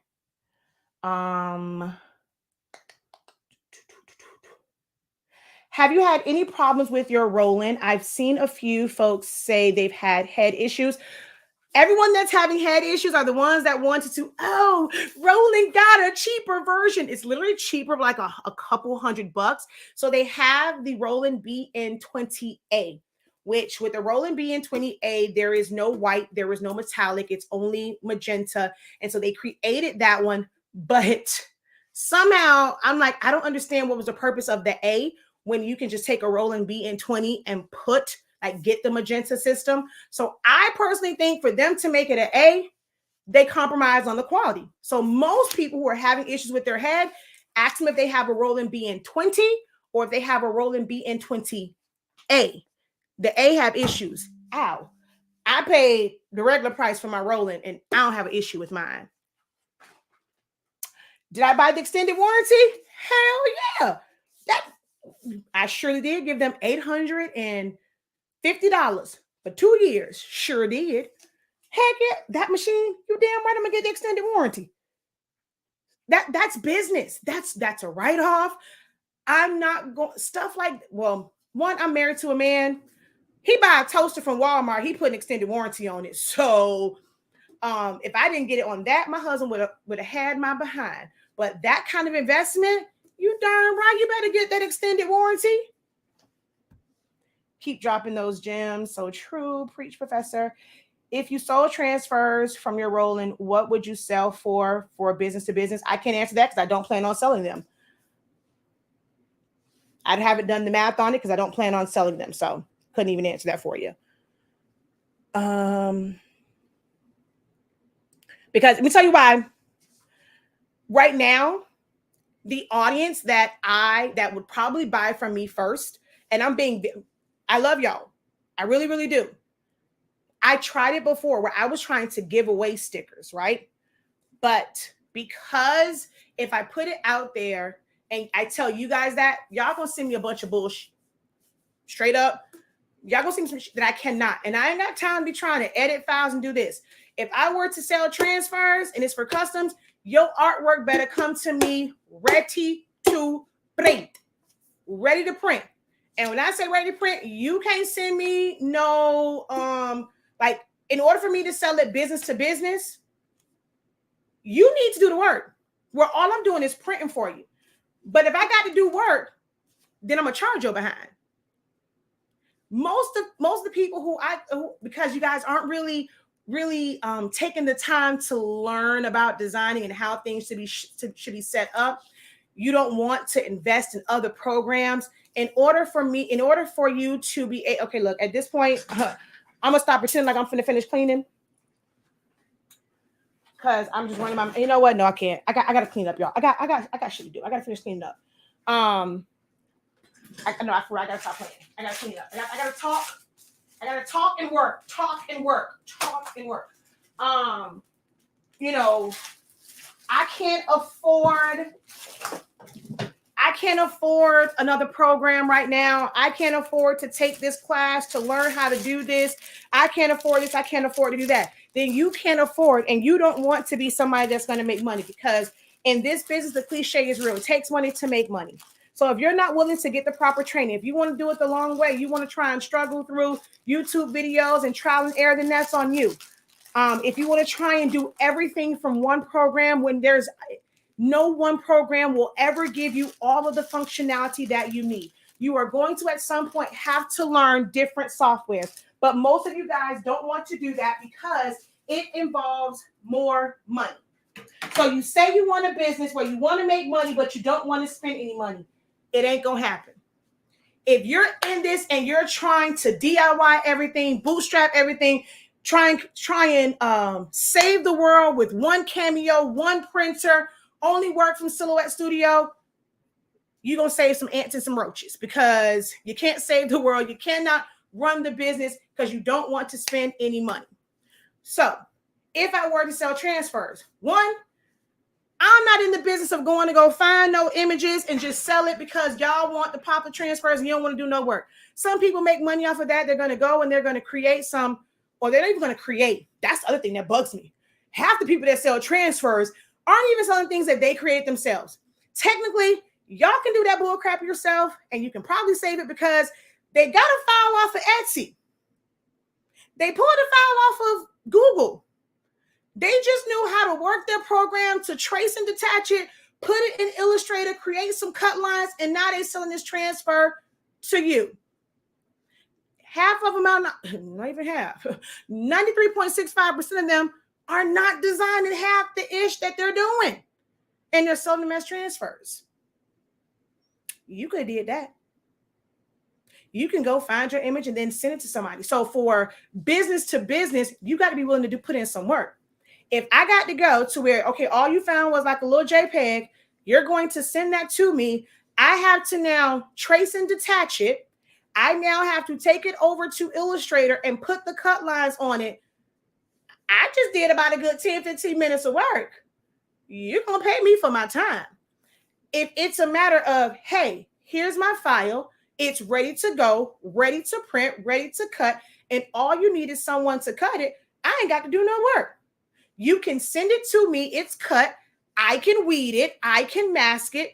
That is where it's going to be beneficial to you. Because if you had your own machine, you would be setting it up. You would be weeding it. You would be masking it, right? The only element that you are missing is the printer to print it. So in order to get the best prices, y'all have to get to a point to where all you need is for that person to print it. But you have done all the other work, because even if you get your own machine, you will have to do all these steps. So you want to send it to somebody and you want them to do the work, but then you're wondering why they have to charge you so much, because they doing the majority of the work. All you're about to do is just press it. If all you're doing is just pressing a design on a shirt, why are you making money? Why should anybody pay you $30 or why should you profit $15, $20 and all you did was take a transfer and press it to a shirt? You ain't do the work part of it. You get in your profit, you are getting paid for the time that you put into that order, which was 5 to 15 seconds. So if you just made $10 off of or $5 off of doing 5 to 6 seconds worth of work, who in the hell wouldn't want to make $5 or $10 doing 10 seconds worth of work? But most of you guys aren't thinking about that. I want to get my own machine, but you are not thinking about what it takes. I sent my artwork ready to print. They didn't have to do anything to it. So because he also saw, oh, you know the right color format, you know how to send it, how to size it, all of this. Oh, I ain't got to do no work. I'm going to upload it and I'm going to print it. So guess what? I'm going to give you those savings. But too many of you want to do things in business, but not learn the proper way to do it.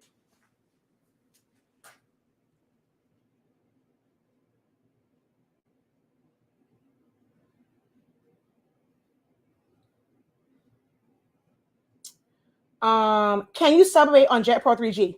No, you can. I don't recommend it. I'll show you why. It will blur over time. I have a printer. I have a print where it blurs. Okay, let me just sit my behind down for a minute. I'm gonna stop pretending like I'm actually gonna do some work right now. But I'm gonna cut this short at 2 hours though. I can't even mess around with y'all. I got to get some work done over here.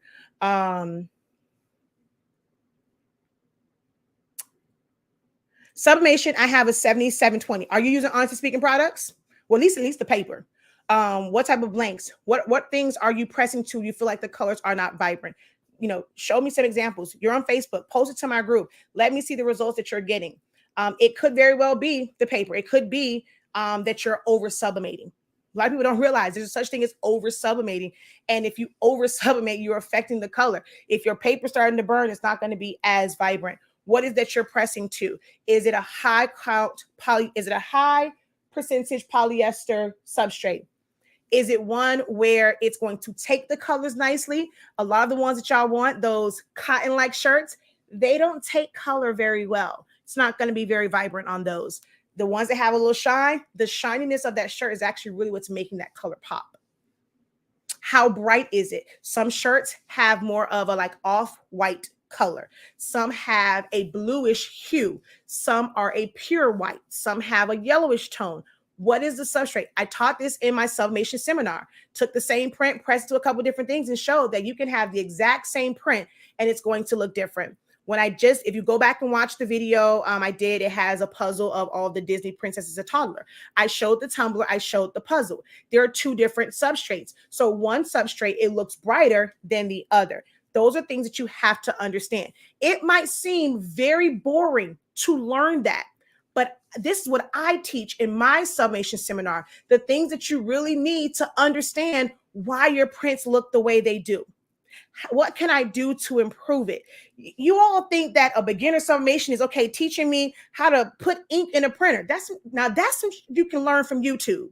There's 1,001 influencers, people who just want to share the fact they set their printer up and they're going to set it up on there. What you paying for a class to learn how to set up a printer for? I have no idea. Certain things are made for you to YouTube. Other things, not so much. But you just want to learn how to set it up, how to print something out, a program. Okay, well, now you want to design. I break down what are the benefits of these programs so you'll know which one you need to invest your time in. But you guys don't see that, it's just like you want that quick information. Not saying you, but a lot of people want that quick information. But there are reasons to why things look brighter. It might be your print settings. It might be the paper. It might be the material. But if you're trying to be in business for this, I am successful at what I do. I get called all types of names. Oh, you think you would know it all. You damn right. Because I plan to make this, I am going to be a know-it-all in the areas that I want to be successful in. Do you think the people at Disney or when it comes to making cars, well, I hope those who are making cars are know-it-alls when it comes to making these cars that they're actually safe. I hope and pray that the doctor that did my C-section was a know-it-all when it came to how to cut my body open so that I would, it wasn't no mess going on. I want to be the best that I can be in the industry that I want to make money on.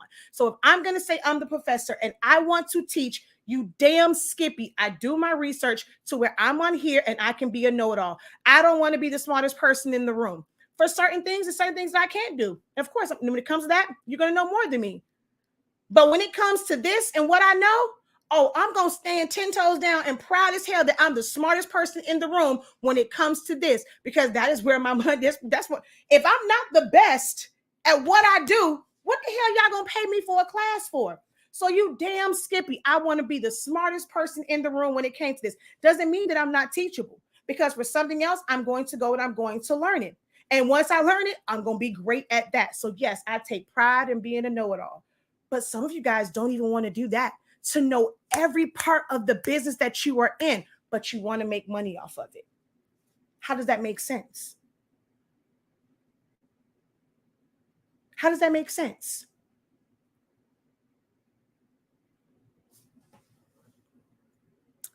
So I need to know a little bit more about what you're doing, what you're printing to. Show me some pictures, show me some videos, and I can go from there. Yes, she does. Love it. She knows her stuff. She helped me get started. I just ran into this issue. I saved the PNG file in Silhouette the size I wanted it printed out, but once I opened it, it was way too large, even though I sized mine and everything correctly. Any suggestions? When you save as a PDF or PNG in Silhouette Studio is not like Photoshop where it's going to have the detail and all this stuff and make it the right size. It's always going to be bigger. The only way that you can save from Silhouette and have it be the exact size that it needs to be is as a PDF. Thank you, Ms. D. Have you tried Chameleon to use sublimation on, like, what do you mean? What is Chameleon? To use sublimation on like glitter? What is that? What is that? I don't know what that is. Me too. I believe in extended warranty on everything. My husband puts it on toasters. Like,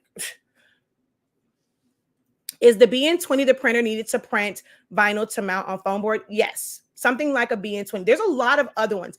A BN20 is the least expensive way to get into solvent, eco-solvent, and latex printing. It's the least expensive way. So yes, that's what you use to mount. Y'all didn't see my picture? Oh, I can't even show y'all. Well, I can show y'all, but I can't show y'all. Oh, wait, no, I can flip it around. Hold on. If you didn't see my husband's poster that he made. All right, hold on. Let's go present, share screen, screen 2, share, and oh God. Boom. Enhance. Flip camera. I got to change out this mount. So there it is. That's the second one printing out from the Roland BN. Oh wait, y'all can't see. There's the second one printing out from the Roland BN20. And then there's the actual finished one. So that is vinyl and it's mounted to foam board. And there's him holding it, and we use our laminator. So that's the other thing, like being able to be more efficient in how you do stuff. So previously, you guys have seen me do videos and you saw me make yard signs. I put it on there. I use a squeegee, go back and forth. So I'm one where I can learn from a video. So I saw a video, a guy did it with his laminator. I'm like, we paid all that money for that laminator, and we're not always using it as a cold laminator. We don't always need to laminate over the prints. So I said, well, shoot, we could use it for that. And I mean, literally being able to hit the foot pedal, it goes through, comes back, and it's on there perfectly. I got to use a regular hand squeegee. I was like, yes, God. So that was my husband's first poster. So yes, it's printed with the Roland BN20.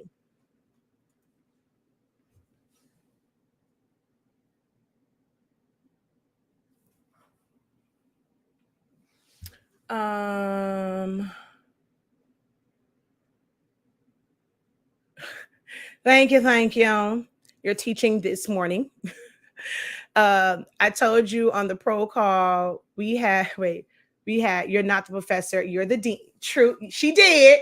I ain't gonna lie, she did. She said, I'm changing your title. She said, you can tell up, I changed it. She says, you are not the professor, you are the dean of this. She really did, because you know your stuff.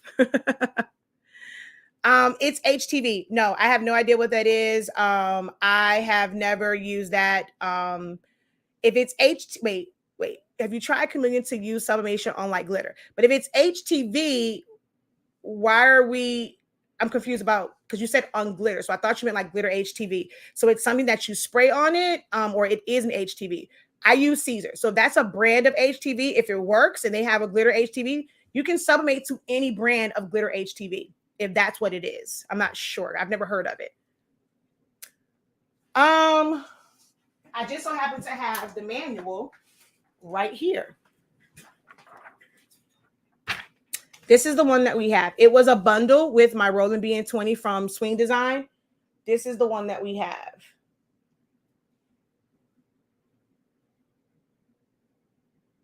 I got it as a bundle with mine from Swing Design. All right, so you just stepping on toes. I mean, you know, I'm sorry I gotta do it. I'm gonna order yours and do a review on it. Please do. I welcome that. Please do it. Okay. Okay. I'm not driving, so I can post. What is the best for dark sub? For right now, I have the Epson 15,000. Hold on. I appreciate your wait. You know, especially when it comes to this silhouette game hunting. You make me want to be better. Just need to start over. Don't have to start over. Just make adjustments. Don't always. Sometimes it is good to just start over. I've started over. And I mean that in, I guess it wasn't really starting over, but I just became very strategic about and intentional in how I do things. But it felt like I was starting over when I kind of switched from event planning to not really doing full on event planning. Do you do a class to teach seamless images? I want to make custom headbands, but need a seamless image. What do you mean a seamless image? Because a lot of people want something that's seamless, right?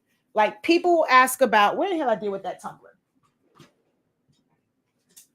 So let's say this right here, right? This is a design, and like the way this is, unless on this side of the color, it transitioned to the same thing that was on here, this will never be seamless. Because the ends of the designs are different, it will never be seamless. Now, you can create something and let's say it's the same pattern, right? When you're doing that, the only way that you're going to make it where it's completely seamless is you're going to have to create a perfect template, accounting for the overlap as well. And you're going to have part of one side on the other side so that when it meets up, it's like that design is meeting. Most people aren't really trying to do that part. So I teach a lot of beginners. My core audience is a lot of beginners. And until I feel like I almost have to create a whole nother persona for those who are a little bit more advanced, because sometimes I'll say like this is something advanced and people will take it and I know that they're not ready for it and they come to the class anyway and they're lost in the sauce. Something like this is, I can't teach that technique to beginners. You're going to be lost. If you don't understand the basics and you haven't accomplished some of the other things, you're going to be lost when I try and teach you how to, it's not, the steps will be easy. Whatever file I give you, you're probably going to pick that up. But when it's time for you to do it yourself with your own image, you're going to feel lost. Like you're like, okay, wait, why is it not working for me? Because you don't understand the why of it. But you're never going to really be able to get seamless. If it's a headband and it's made already, you're never going to get seamless. Never are you going to get seamless if it's something that's made already. The only way to get something that is completely seamless and not having where you can see where you press one side is to press it flat and then create it, then sew it together. but you'll never be able to create something seamless that's already made, especially with the headband, with socks. You're going to end up with a line of demarcation somewhere because it's going to meet.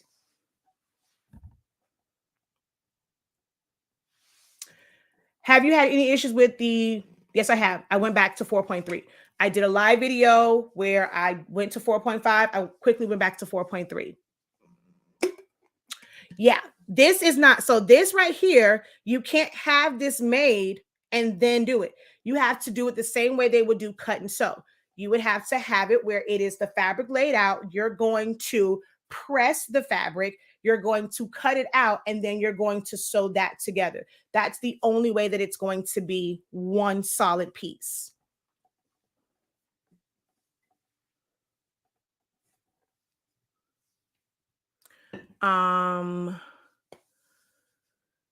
Hey, Tim. You're supposed to be cleaning and I'm supposed to be working on this design, but you started preaching the truth and I'm all in the lie. I know I am all in it too. Oh, you know what? I was supposed to show this in my submission seminar and I couldn't find it because it was actually packed up to come over here. So let me go get it. Hold on.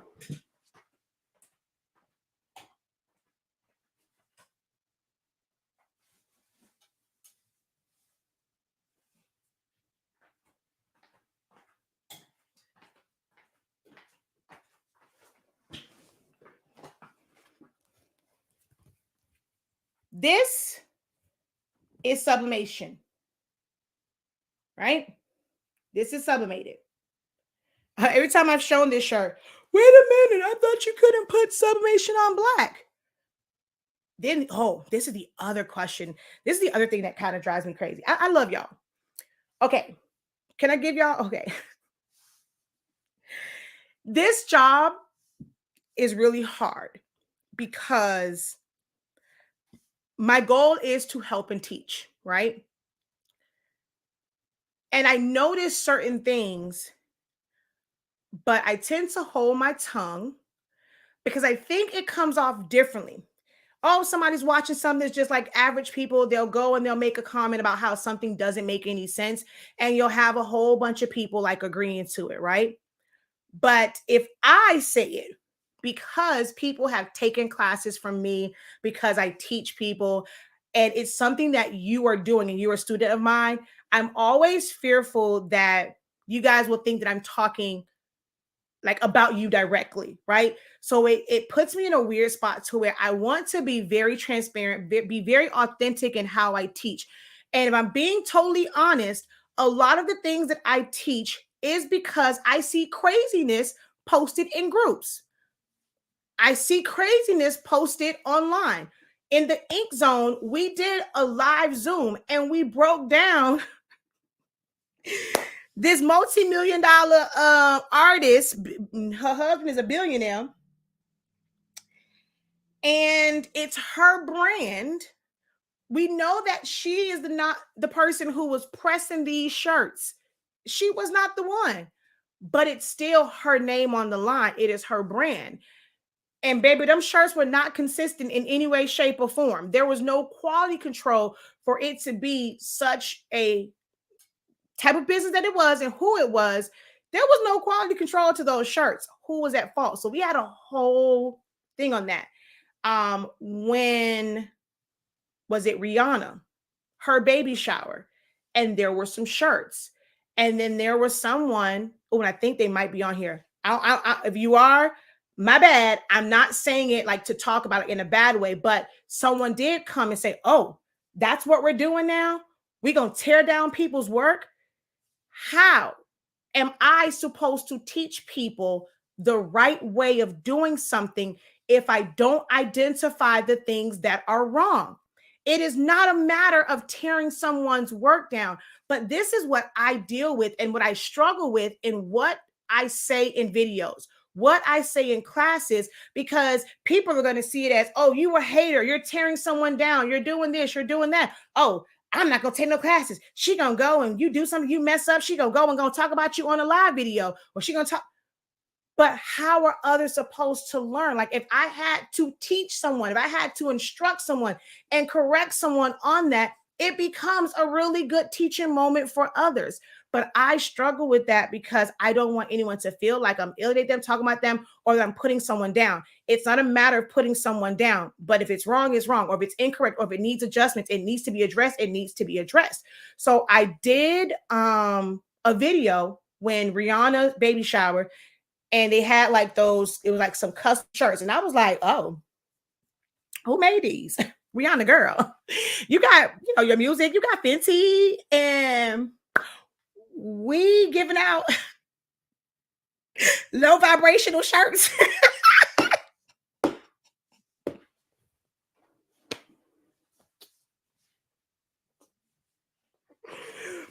We giving out low vibrational shirts at the baby shower. Girl, whoever your event planner is, tell them they was doing stuff for Rihanna and ASAP Rocky, baby. We can't have low vibrational shirts at some A-list celebrity baby shower. Like that should have been top of the line. Like that should have been some DTF, some screen print. So when I said they use the cheapest material, someone got offended with it and they said I was calling this stuff cheap. Jet Pro 3G and principal transfers is cheap. That's the cheapest way. I wasn't saying like it was better than that, but that's literally the cheapest way to make a shirt. There's a bunch of videos to say how to start your t-shirt brand from home or how to make t-shirts from home. And they mention those things because they're cheap. They're inexpensive. So it wasn't to talk about it or to tear down someone's work. It was identifying that for them, it's like, okay, this is just I might make money. Like, I'm rich, I got the coins. But why I'm gonna spend $50 on a shirt because it's a Bella Canvas shirt, it's DTF, it's this, is that, whatever, and it's just for them to wear my baby shower. Let me get them little $10 shirts because this is just for here.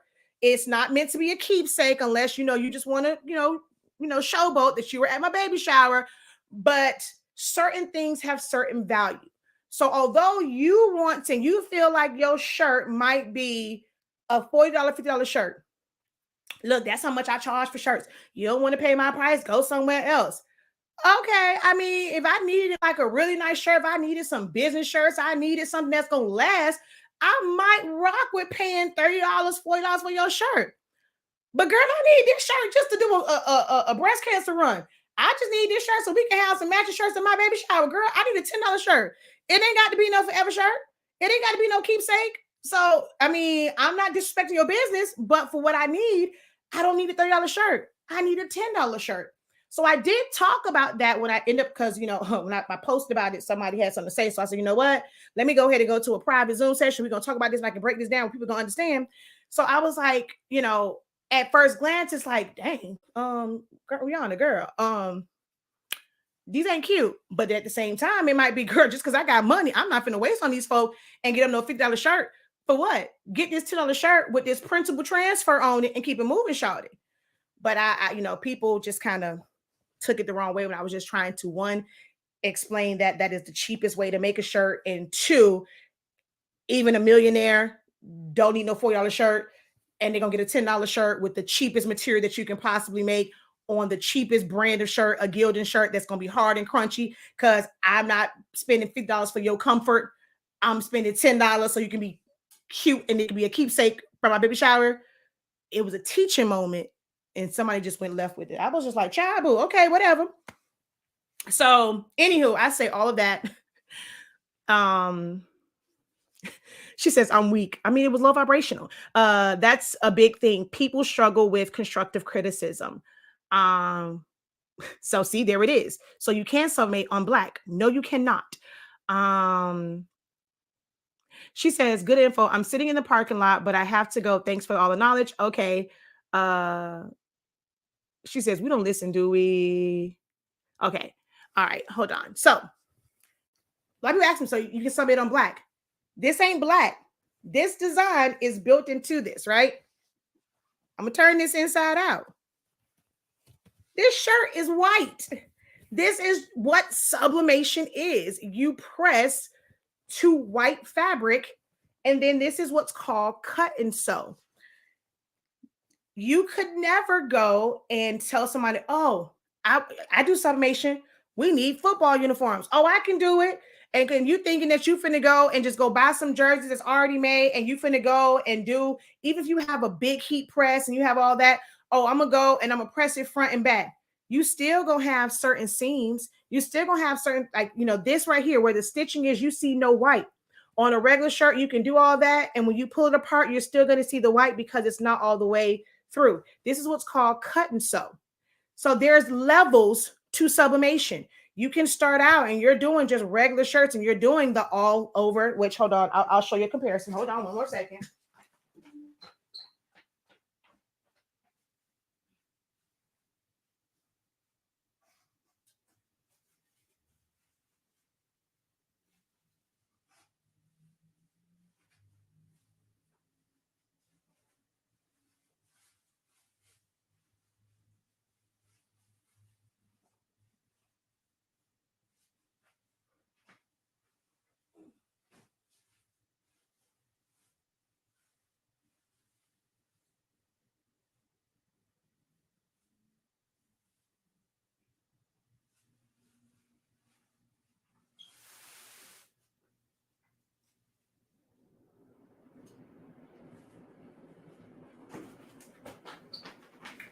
Ugh. I just hate it when folks come and think they helping and they clearing stuff up. Then I can't find some. I'm like, I knew exactly where it was. But my husband went and cleaned up all the shirts I had on the floor and put them in separate bags. So I had to go and dump them out. Somebody please remind me when I get off to say, Shakia, go put them shirts back in the bag because my husband's gonna kick my behind. So, oh, it's on the floor. There's a difference in doing something like this, where you're doing the entire back and or front with a small format printer, a small format press, because you might end up with imperfections like this. Here at the top, the overlap will have the color, but the minute that's spread apart, you're going to see the white that is technically stitched underneath. If I wanted this to be where it was technically completely seamless, this panel is printed, the sleeves are printed, the neck, the collar is then printed and pressed, and then it's all sewn together where even where the seams are, you're going to see straight color. The issue with that is technically with this one, aside from being able, like if this was pulled and seeing the white, this is technically seamless. Like it's the same, is that part of the design extended out and it fits, like it flows, right? So it flows. Well, when it comes to cut and sew,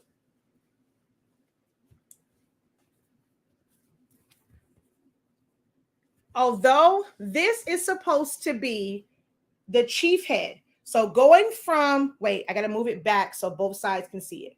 So going from here around, it is, actually, that's not even seamless because the front panel is one. It's with this one, this is something where for every size, they had to create a custom template so that they lined up. Now, this looks like it just flows to the back. It really doesn't. Because if I were to look at this, like I have this chief head image and where the little feathers are in the back is actually in the wrong position for this. It actually should sit back more. The part right here that should be the extension of the feathers actually go in a totally different direction. So they weren't very strategic in how they did this transfer so that when they did the sleeves, it looks like an extension. But the average person isn't going to pay this any attention. When I pointed this out, my husband's like, Shakia, You got to break down everything. Yes. Because I'm at a point now to where everything I look at is business. It's a teaching moment. I'm always going to figure out how can I teach about this and educate people on things. So this looks like, oh, wow, that's how that's supposed to be. Heck no. This is out of place. This don't follow this. But the average person isn't going to know because it's just the same color. So you think like, oh, that's just, wow, that's seamless. This is the design flowing from the main part of the shirt to here. You're only going to get that if the shirt is made and you press the entire thing, right? This is the only way to get this, but you take the chance in getting imperfections, especially if you're using a small format heat press, because it's going to be really hard to flatten it out for this part. Not every shirt can be used for an all over shirt. People will teach you, oh, I can teach you about how to do all over shirts, but ask them, have they ever tested multiple shirts? I have. Although I have no desire to do these on a regular, I purchase different shirts so that I know what lays flat, what shirt's going to be good, because certain shirts are made in certain ways and you're not going to get a completely flat shirt. The only way that you would possibly get one is to create a form, put it on the inside. If I got a bunch of shirts to do, Harpo, ain't nobody trying to do that and create this, and you have to create one for each size. And then it's like, if you're doing it as a business, you can't just have one. Remember when I said, if you weren't here at the beginning, I started this talking about how I was mad about my HTV, because what I do is I cut it up, I put them on different mats, and I just load them. That's being efficient. So if you're somebody that's okay, you want to take on, you want to do a whole team's uniform, like a whole team of shirts. You want to do 30, 40 shirts of all over shirts, right? But you only have one jig to put in the shirt. That means you're going to have to load one, press it, take that off. You can't get no help. So to be efficient in this, you're going to have to spend the money to buy a bunch of RAM boards, spend time to create these jigs, at least maybe 3. So somebody can be loading one while you're pressing one. If you're going to do it that way, 3 to 5 of them in extra 2X, extra large, small, medium. That's just the adult sizes. Oh, don't go and switch it up and want to now. I don't want a unisex shirt. I want a ladies cut shirt. Oh, you got to figure out a whole new template. The same thing don't work for a unisex shirt and a ladies cut shirt because the arms are different. It's not very many women's cut shirts that works for all over because the arms are so short that it's really hard to get them flat. Oh, let's talk about a kid shirt. I see people, they'll go and they'll do templates and say, this is a template that works for everything. How? Like the TikTok video with all these shirts are made different, but y'all don't want to hear that. Y'all just want to go, oh, they say you can make a, I know the average person don't care about this. This is probably why, maybe my classes aren't as popular as they should be, because I'm going to educate you. I'm not going to show you how to do something. 365 Creative Academy is about educating you so that you can be the best version of you at the level that you are on. But obviously y'all don't want that. So I just, I'm keep my mouth shut. But there's a difference in this and this. This is seamless in that they use black. This is something that's black. So they use black threads. It's made and then it's stitched. You're never going to see any white. So the stitch lines on this and the flow of color is seamless. But your design, unless you are going to be very anal and you're going to go and make sure that it's warped and this and the third to fit, this type of design will never be seamless, because this is one piece. This is 2, and it's sewn in here. Okay. So this, when it's laid out, is flat. Then you have this side, and then you have the back, and even the collar is sublimated. It's all pressed, it's cut, and it's sewn together. Some of y'all are trying to do this. One of the ways that I learned to make templates, I sacrificed a shirt and I cut it up. How people say, oh, I want to Some of you guys will buy templates for stuff because you don't want to do the work. You do know that you can make your own template for whatever shirt you have, right? Even if you want to do cut and sew. The shirt's going to cost you $5. That's probably how much a template is going to cost you. Go get you a shirt, get you a seam ripper, rip out the seams, lay it flat, and create a template. But you don't want to spend any time. So you can't complain about somebody charging for something because you're paying for their time. You can do it for less money. I'm not going to say you can do it for free because you still got to buy the shirt. So you can go and spend $5, $8 on a shirt, but you can create your own template. You got to pay nobody $20 for their template. All you had to do is go buy a $5 shirt and spend a couple of, spend a little bit of time making your own. You can't have both. You can't have convenience, but then also want to save on money. It don't work that way. Exactly, Chrissy. You got to do the work. She says, that's why I'm not doing all over. Exactly. I do it to teach, but I don't do all overs. I think it's the weirdest thing to want to do all over shirts, but say you want to make money. Trying to do a large order of all over shirts yourself when you have to wait for these prints to come out. And then some of y'all not even following my technique. And I told y'all how to do it. When you print it off, at least that one section is one. Y'all literally printing off sheet by sheet by sheet by sheet. And you taping together sheet by sheet by sheet by sheet. Anybody got time for that? I'm going to use the roll, or I'm going to make me a makeshift roll and tape a bunch of paper together where I can do one long print. And I might have to tape together 3 sections, but I ain't going to be taping together no 12 sheets of paper. You might have to do that. Not going to happen, Captain. But, when people have, quality classes, y'all don't want to pay for that. Y'all want to pay. Never mind, shut up, Shakia.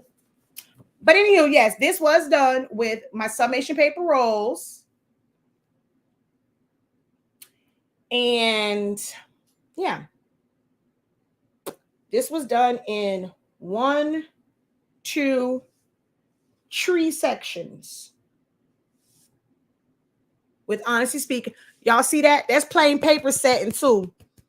It look a little crazy over here on this camera. If y'all come to TikTok real quick, y'all gonna see, baby, the colors is popping. Honesty Speaking summation paper rolls and Honesty Speaking sublimation ink.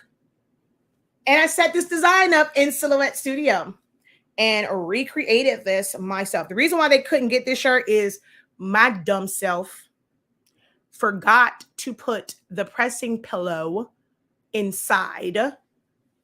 And look what happened. You can see the collar. So when I because it was the exact same print for the front and the back, right? When I put the shirt down, I didn't realize I was doing the back side of it and forgot to put my little pressing pillow in there. I do like when I get to that section. So of course it was uneven pressure. So on the back side, it looked like a whole collar.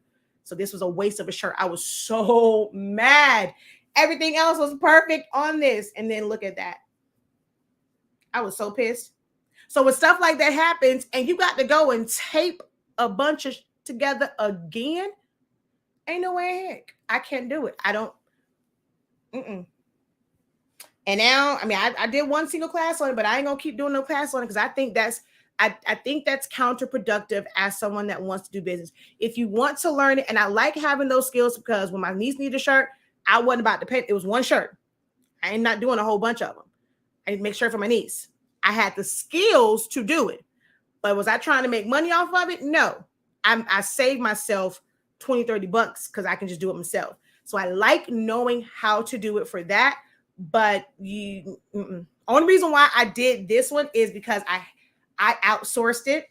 So that's one of the downsides of outsourcing. I outsourced it and I absolutely despise the way that it came back. The colors were, oh my God.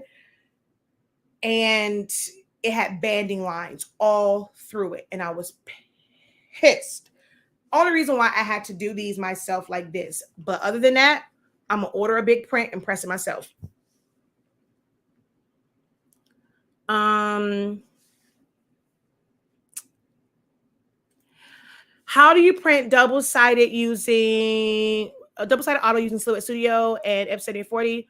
where it's one print, one side flips, since you can only send, you cannot. So Silhouette Studio is not a software where you can send an automatic double-sided print. You cannot. Yeah, I have a lot of big guy friends and they look crazy with a little picture on their t-shirt. So I'm trying to find something. That's why I asked about the sublimation substrates. So you can always piece it together. Kirsten, I end up having a one-on-one session with her where I taught her how to break up the easy subli and be able to break it up, put it down, press it, and then she took her large sublimation print and pressed it to it. So you can do it. I did it as a one-on-one session with someone. I haven't done a class on that because then it has in order for you to really learn, it's like waiting for you to print it out, cut it, and have to wait and sit. And that's just a lot for for a group session. People work in different paces. I'll probably do something like that in-house, but that was somebody paid me for a one-on-one session to learn how to do that. So you can break it up, but it's not going to be seamless. Whenever you split something up, you have to understand that you will see where those breaks are. It will not be seamless.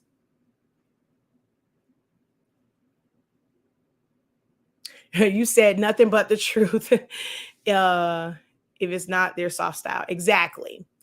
I had a lady that wanted to use me for shirts, but she wanted to use a different shirt than the last person. She said Gildan is the best shirt for feel. I said you probably felt a Bella shirt. Now, certain ones, like if it's like you said, the soft style, certain ones are not that bad. Every shirt there's levels to it. So they're going to have a really, really inexpensive one that's a little bit heavier. And then they have some that are a little bit softer. So I personally don't have an issue with Gildan shirts. I mean, when I need them to be heavy, I like the heavy shirts. But there is certain lines of it where it's the least expensive shirt. For color wise, I really do prefer Fruit of the Loom because I like their color. The other thing with selecting shirts, it's not sometimes just the quality of the shirt, it's the colors. Every company doesn't have the exact same shade of red or yellow or green or blue. And for me, I did not like the yellow gold in Gildan. I love the yellow gold in Fruit of the Loom. So I end up getting theirs. When you're into shirts, sometimes you're going to have to invest in getting color swatches. Major companies, you just have to know like how to get them. You can end up getting color swatches of their shirts so you can see what the color, like what their colors are. And I end up being able to see a color swatch of a couple different brands of shirts and knew that I liked the color gamut and the colors that Fruit of the Loom offered over some of the others. But that really is something that you have to see in person. Someone can take a picture, but how you're looking at it, if you're looking at it on an iPhone versus the greatest thing in the world, Samsung, your color on a Samsung screen, you said it right. Well, no, the color on your, I was about to say, right? The color on your Samsung screen can look brighter and more vibrant than on a,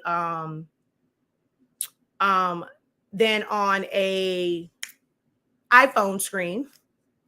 I'm a little biased, and it can look different on your computer screen. So things like that, I really had to look at it in person, which is why I tell you guys about doing your color charts, which is why I buy Pantone charts, because I need to see colors how my eyes see them in person. Wow, thank you for sharing. I can sew. So if you had a big order for $20, would that product so $20 for a cut and sew? Girl, hell to no. Oh, look, it's no, cut and sews cost money. They cost money. No, you can't do no $20 shirts for no cut and sew, girl. No, heck no. I think you just answered don't do all over shirts. Hello, I agree. I'll do an all over shirt for my son only. Exactly. Close family only. Yes, I have color swatches of shirts. It is a good thing to have. Exactly. Um I don't know why some people get upset over people's prices. I love you, energy and honesty. If I did all over shirts, I would outsource exactly. Exactly what I do. You on one today. I know that should not be. I'm supposed to be working. I'm supposed to be setting up class. I told my husband that's how I was coming to the office for, was to set up classes. He would not have it up, not one class. He'd be like, what you went over there for? I'm like, I was on live for 3 hours and Lord help me. All right, I'm not going past 3 hours. I'm getting off of here. Y'all got the 30 minutes of my time and I'm off. When I make all over shirts, I rarely design with the sleeves for that reason. Exactly. Um, yeah, not all shirts lay flat. Exactly. Oh no. So she said, no, not $20, 20 shirts. 20 shirts. I mean, cut and sew is not for, I mean, even if you still have a small format printer and a small format press, it's still not effective, right?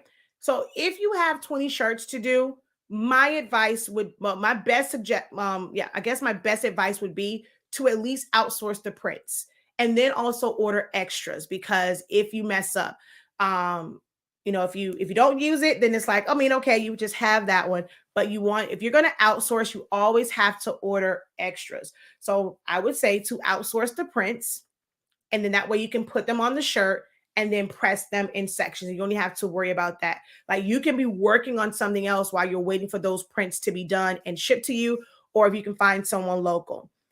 The same way that you guys don't look for local clients. For some reason, some of you guys are too afraid to network locally. I don't get that. You're looking for everything. Well, where can I find this online? Where can I find that online? And it's probably a lot of places near you that sell things locally, but you are so afraid to talk to somebody that's doing somewhat of the same business as you. I don't get that.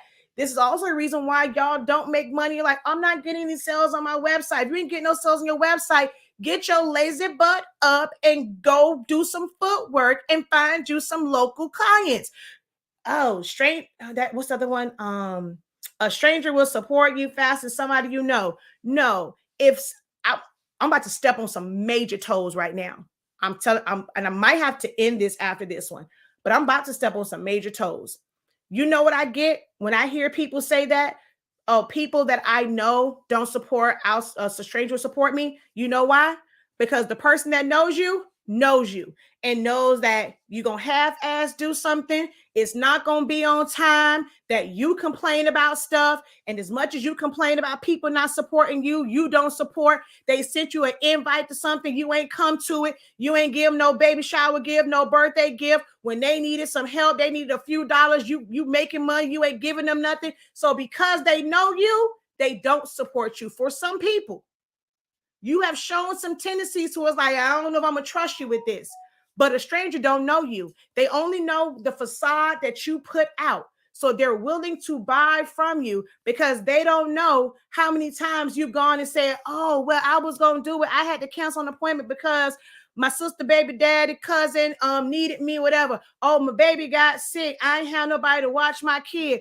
Oh, can you, it was agreed that it will be shipped out at this time. Oh, I'm just not doing it, which, I mean, I've had some, look, I'm not going to inconvenience you. If I can't do it, my husband says all the time, why are you getting up this late? Because it was my fault that it wasn't ready when they were able to come get it. So I'm going to be the one that's inconvenienced, and I'm going to ride however long it is to take it to, well, not within reason, but I'm going to take it to them. But that's just how I am. I inconvenience you. But then you got some of y'all who y'all inconvenience people, and y'all want them to go out that way when it's your fault. Look, you told me it's going to be ready this time. It wasn't ready. I was ready to pick it up. You weren't ready. So now because you went and you finished it at 10 o'clock at night, I'm supposed to get up out my bed and waste my gas and drive. And what was with my kids there because you ready at 10 o'clock at night? No, I'm gonna need you to hop in your car and not complain about, oh my God, I got to deliver. It's your fault.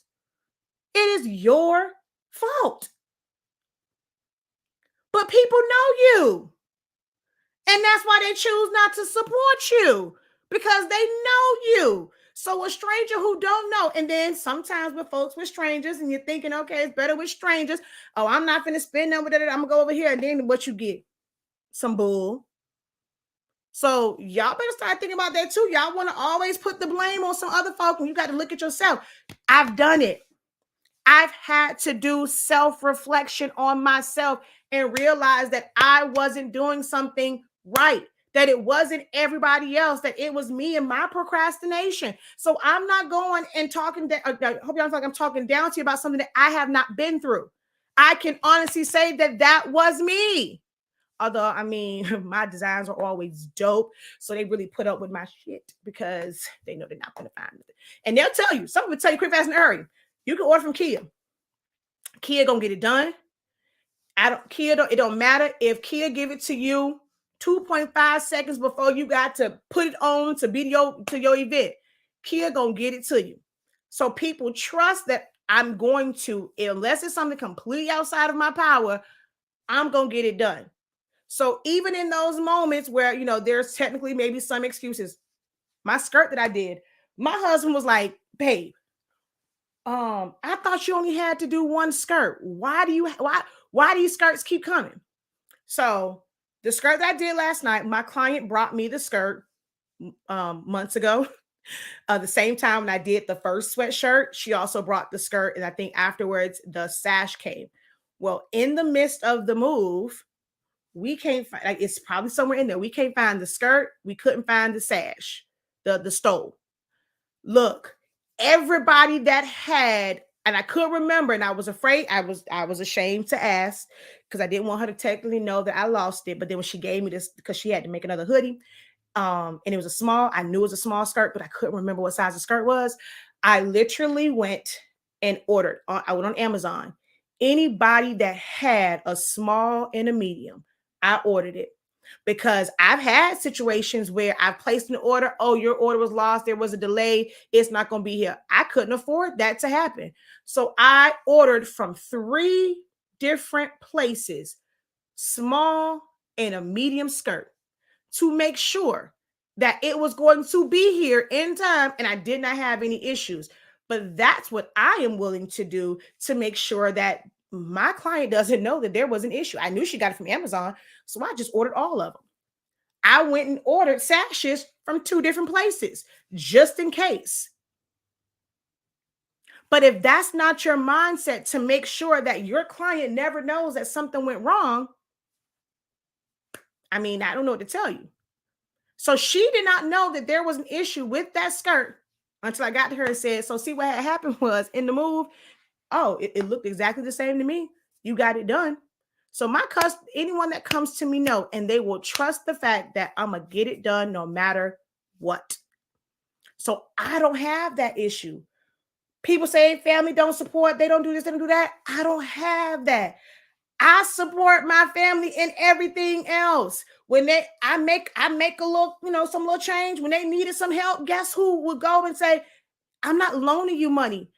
If I can't give you the money, I'm not going to. If you give it back, all right, cool. But if I'm going to say yes, it's because I can give this to you with, like, knowing that it may not come back to me in that moment. It may not ever come back to me.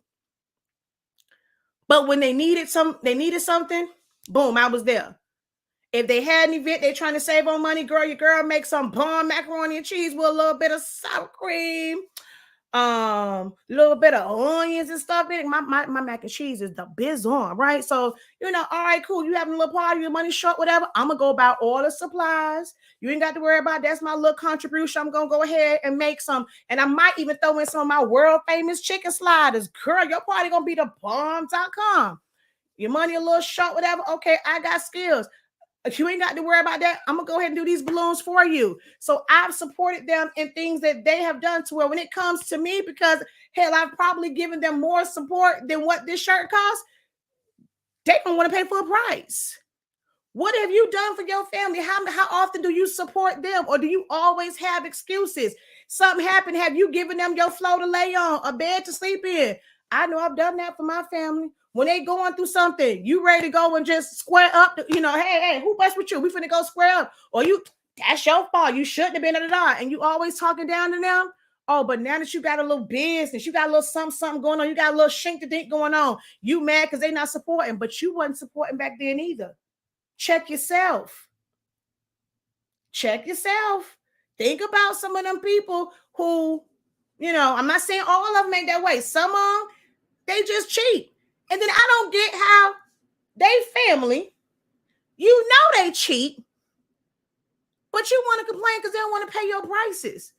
They wearing knockoff Louis. They ain't buying real Louis Vuitton. I mean, they might have some joints, but damn, do you know if they bought them joints, they stole them joints, somebody gave them the hook up on them joints. They got fake Gucci. They ain't out here buying real Gucci. So what make you think they got money to get what they want? I mean, how you gonna call people? You know who you dealing with. They always trying to rob Peter to pay Paul. They out here trying to buy food stamps. You know what I'm saying? They want to be able to get their dang on groceries for less, because like, okay, you know what I'm saying? You give me $100 in food stamps, I'm gonna give you $50, $75. These are people you work, you who coming to you, and the ones who always asking for the discounts. You know these people. So why you shocked? I don't get it. Only person I know that ain't gonna do it is like people who are close to me. My sister told me, I'm not gonna pay for that shirt. I never asked you to. Now, people who are in my immediate family that came out of my mama belly, or from my daddy's sperm, and they offspring, ain't got to ever pay me for nothing, but they still do it. My cousins will go and pay me. I have people and friends and family, I try and do stuff for them. They put money in my mailbox because they know my heart and they know that I'll give you the shirt off my back if I could. So I can never relate when somebody says that they friends and family don't support. Those are not your customers. That's not who you're gonna make money from. Oh, I don't know who lied to y'all, because even if my cousins aren't buying something, you know what they doing. When something come out, oh, my cousin Kia do bomb shirts, whatever. Let me give you her number. Then they're gonna call me. Hey, you want me to get them your real number or get them the business number? All right, which one you want me to get them? Because somebody said they want this kid go get this money. They gonna make sure money come my way. So when people say that's not your core audience, shit me. When my cousin was up in the club doing her thing and scripting, baby, oh, your girl made money. I don't even like strip clubs. If you ever tried to set up an event with horse blinders on, I'm that green. It was something about me when I was younger then, and my cousin was, she was a dancer, and them strippers was always having some type of party because they put on the flyer. That's how you get people to come. Wasn't even their birthday. They would have a party. But they want a little something set up. It's in a damn strip club. You ain't go. These decorations could look like Who Shot John. Anybody gonna know? Because they keep them damn lights dipped way, way low. Now, when the lights come on, anybody there, it could look like trash. I mean, my stuff wasn't trash. But you know how much money I made setting up some events in the strip club? Because my cousin said, hey. Or when I went and set hers up for free, all she had to do was pay for the supplies. So now I'm in there and it's looking bomb. Oh, damn, Stallion, you did this? Yeah, my cousin. Oh, she can come with have my party. Girl, I sure can. Hey, when I'm in here setting up, just make it at a time where y'all got your drawers on. Look, I can't, let me hear and get this set up before we get to the part of your act where you start taking stuff off, because I don't really want to see your titties. So back then, I was a little green. I can do it now. But that's when, I was just like, Lord, look, I mean, I got bills.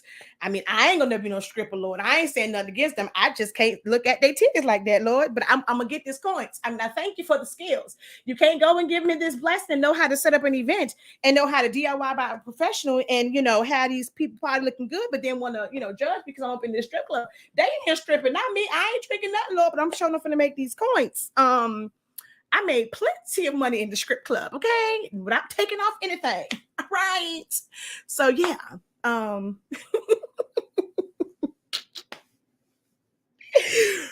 Because my cousin who decided she wanted the script, she said, I got a party coming up. Set this up. And all the rest of them was like, oh, that's nice. I went and I made some custom look, strippers like little costumes and stuff. So I made a little custom costume for people one time. Oh, wait, you do this? Yeah, I don't really like to do it, but, I do it. Had to go and stud out some little stuff for them. I don't need Swarovski crystals, and I don't need you charging me $500 to put some stones on a bra top that I'm technically finna take off and throw at somebody granddaddy. He might not give it back, so I'm not trying to spend $500, but I want it to be cute. Can I get me some little Walmart? I'm cool with the Walmart stones being on here, and I just need this studded out. And that's exactly what they got. They got some Joanne stones. I mean, they was real shiny and stuff, but I wanted to, they didn't want to spend good stone money because it was, they wanted something a little, shine underneath the pole lights, and then it came off. So you're not gonna go and throw all my hard work on the dang on the dance floor. You taking off and throwing all my stones and stuff to the ground. Like, I mean, I would make sure it's good to where when you throw it to the ground, your stones ain't gonna fall off. But that's all you doing. Girl, I'm not finna charge you for no Swarovski crystals, girl. They got some real good glass ones at your hands. Girl, when you need this back. I'm just saying. Yes, they gonna throw it at somebody's granddaddy. All right, Lord. What? I don't even know what the hell. I don't even know where it came from. I don't even know how I got on that. But anyway.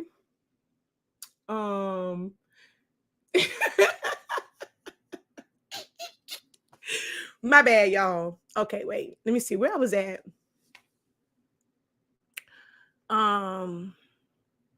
Oh, that came from talking about family. And I had to realize a lot of my support came from family who recommended me, even if it was to the scribbles, I needed all this today. Oh, child. I have a question. See, okay, thank you, Candy. Thank you, Candy Chloe, because I went way off. I have a question. My silhouette is not cutting right. I tried everything. You gotta give me a little bit more information. But what do you mean it's not cutting right? Is it print and cut that you're cutting? Is it just regular vinyl? Is it HTV vinyl? Is it adhesive vinyl? Is it paper? Is it cardstock? Is it glossy photo paper? Because the cut settings are different for all of those. So you gotta give me a little bit more information.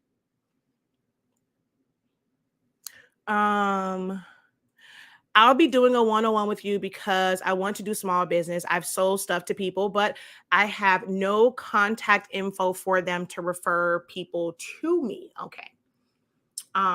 You tell it, girl. Girl, I love how you are straightforward and tell it how it is. Now weak, oh Lord. On settings. What about allow app to perform ICM color matching? No, leave blank.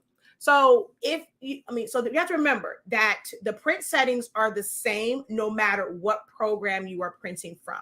So, if you are printing from, let's say, Photoshop, you want to have that selected because you can put in ICC and ICM color profiles. And so you want it to recognize the fact that you're using a color profile. A program like Silhouette Studio, if you're printing from Word, if you're printing, and also from a PC, because from a Mac, you actually can put in color codes. I mean, you can put in profiles, even if you're printing from Silhouette Studio. So for that reason, I leave it checked because I print from several different programs. It's the same drivers. It's the same settings, no matter which program I print from. So for that reason, I leave it checked so that it is there if I go and I print from Photoshop or Illustrator or anything like that. So leave it checked. Don't forget to put the shirts back before your husband gets you. I love you, cats. I'm gonna remember. Okay. Thank you for that, Grasshopper. You are on 110 today. I haven't actually had one of these sessions in a long time. So, girl, you need to do a podcast. I want to, but I cannot, to be honest, like I feed off of others' energy, right? And a lot of times I come on here and I'm a wealth of knowledge. And it's little small things that will kind of send me into a tizzy. But when y'all get on here, y'all want to be quiet. I don't have any content. Like, I don't like to just kind of, unless I'm planning it for a class, and I can just kind of go and talk. And that's why I like going on with Dee and Eric, more so Eric, when he's on, because you have somebody to kind of bounce off of. When you're doing a podcast, you really need somebody else there to kind of pick up the slack, so you can either take a drink of water or whatever, and to feed off someone. So I would like to do a podcast. There was someone that has approached me about doing somewhat of a podcast together. But it is better when you have somebody like to kind of go back and forth with. But it's something I want to do. I like to talk. Y'all ain't tell. How do you personally make stickers and car decals? So stickers, I am able to do that with my Silhouette Cameo, because stickers and decals are different. I am one that I get very offended when people call vinyl decals stickers. They ain't stickers. Stickers have a paper backing to them. Vinyl decals do not. So I don't like the term stickers when it comes to vinyl. So things as far as stickers, and you're using sticker paper because it has a paper back, a paper front to it. I've done those just with my Epson 7720 with pigment ink in it. And I put it in my Cameo and I just cut out stickers. If I'm doing vinyl decals, I just got into that, like being able to do them in-house when we got our rolling. Before that, I would outsource it. So Stahl's Transfer Express does vinyl, like actual printed vinyl decals, sticker banners. Was it Sticker Banners I got it from? Sticker Mule, so you can get actual like vinyl decals. So when they're doing it, it is stickers. A lot of times you're ordering from Sticker Mule, they are stickers. They're not vinyl decals. What you guys see on our packaging is a vinyl decal printed with my Roland BN20. So I've used both ways with my Cameo and a 7720, or just any generic printer. And then I also have a Roland now that I do it with. But I used to outsource vinyl decals. Okay, print and cut on cardstock. All right, we got 10 minutes left. It's gonna be the last one that I answer. I'll flip it around. I'll show you guys some stuff when it comes to print and cut. Watch my video. I break it all down in there. One of the main things, if everything I'm about to show you, you are doing, then it's probably your cut settings. It's probably your cut settings, and you have it dialed up too high to where it's digging into your prints. And all it takes is one jump. Once there's one like jump and move, everything else is going to be off. That's why you have to do a lot of practice, a lot of testing. You're going to go through, I don't call it wasting, but you're going to go through a lot of paper and materials testing to find out where the sweet spot is for your mat, for your cutting strip, for your blade, for your machine, to get the right sweet spot for settings. Okay. So I'm going to flip this around because I have Silhouette Studio open over here.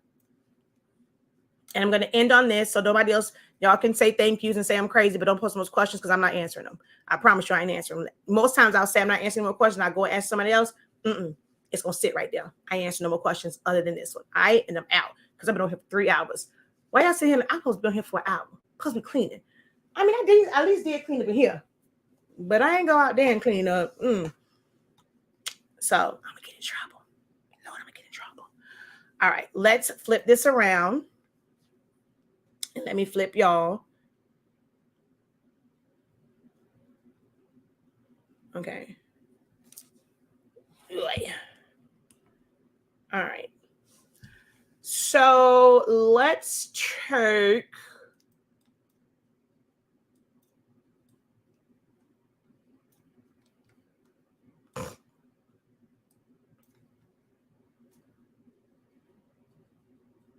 Oh, baby. Oh, yeah. My mock-up skills are amazing as hell. Y'all want to see what this image actually is? Hold on. Look. So I wanted her to see what it was going to look like on the skirt. So she took a picture in her hoodie and she just had on some jeans. So I know like how to line it up, whatever. So this, let's go ahead and ungroup this. This just is a little extra sidebar, little sidebar. Again, the things that you can do in Silhouette Studio. But you can't get to this, to do this in Silhouette Studio until you take this. You got to take this if you want to be on the level that I operate on in Silhouette Studio. I cannot stress this enough. Before you buy another blank, before you buy another shirt, before you buy another printer, get yourself 8365. Do you y'all act, if you ask for money for other stuff, make sure somebody, Christmas coming up, tell them you don't want no more shoes. You don't need those clothes. You need them for Christmas to invest in you. Invest in your business. Get them this link. Tell them, buy you a gift card to our website. for a good 90, maybe even $100. That way, when you get your class, you can also buy you some ink and some paper. Tell them, you want to buy me a gift? Look, for Christmas, I mean, it's nice. I don't need shoes. I don't need jewelry. I need you to take that same money. That's the other thing. You know, it's nice to get all those, but if you're trying to go and you don't have the funds, y'all got Christmas, y'all got birthdays, y'all got Valentine's Day. I remember my old business partner, her friend got asked her what she wanted for Valentine's Day, and like I guess like either cards or like what she liked, and she told him, I need a balloon corral, because we were doing like event planning, and it's this big old thing you open up, and as you blow your balloons, you can put in there so it doesn't get dirty and all that stuff, whatever. And he looked at her like she was crazy, and she was like, I'm done. Like, I don't need flowers, I don't need lingerie, I don't need no chocolates. Look, I'm thick, I don't need no more chocolate. What I need is for you to invest in my dreams, invest in my business. Okay, if you was only gonna spend $20 on my Christmas gift, that's fine. If you already spent $20, you're gonna lie and say it was $50. Look, I'll take the $25. Go get me a $25 gift card from somewhere where I can go and benefit from it. You want your business to grow. You got really, and if you're a mom, you really got 4 days: your birthday, Valentine's Day, Mother's Day, and Christmas. Y'all better start telling folks y'all need them too. There's baby showers. People said, oh, people that have a business shower. Anybody gonna support that? Because their mindsets are not there. But you can easily say, look, I don't care if it's a $25 gift card. When people post it and you got your little gift exchange at work and they saying what you want, I want a gift card from this place so I can go buy me some business supplies. Don't be ashamed to put it on there. We got gift cards on our site. Tell your coworkers, look, I don't need no mug. I don't need no socks. I don't need no Target gift card because, baby, I ain't nothing at Target I need right now. But what you can do is go over to shop.hs8365.com and go to the gift card section and go ahead and give me a little $25 gift card because, baby, a $25 gift card going to get you paper. Our 8.5 by 11 is under, well, now it's a little bit over $20. It used to be under $20, but now it's under $25. You better tell them folk to get you a dang on gift card to our website. But anywho, this is what you want. Put this on your Christmas list. Put this right here on your Christmas list. Ask for a gift for Thanksgiving. I've been very thankful. When you go and y'all do y'all prayer, you say what you are thankful for. Lord and family, I am thankful for my family that is going to support me. And they can start by visiting shop.hsinc365.com. I will be forever thankful and grateful, family. And dear God, for access to the professor's 30-day training.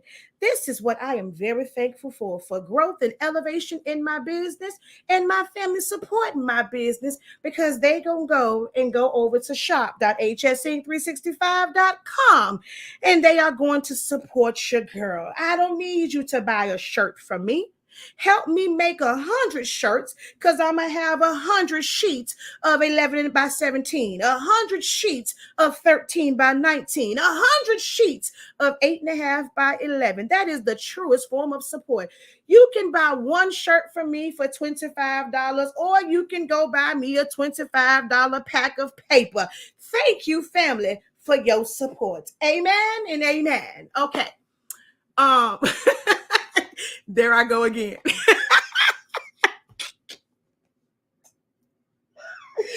Hey, for real though, I'm gonna do a prayer like that at Thanksgiving, and I'm gonna put a camera up and I'm gonna record it. Y'all think I'm playing? Y'all know what I say. I'm gonna do it. I'm gonna go ahead, and when it's time, either that or I'm gonna tell MJ to hold the camera up and record it. But I'm gonna show them do that prayer. But like, look. Don't ask me what I'm thankful for. I'm thankful for all year round support from my family. The ones that, I brought some hot dogs over here for your baby birthday, for the first birthday party. I barely got to thank you for these pack of hot dogs and bread and whatnot that I brought over for the baby's first birthday. And they are now 12.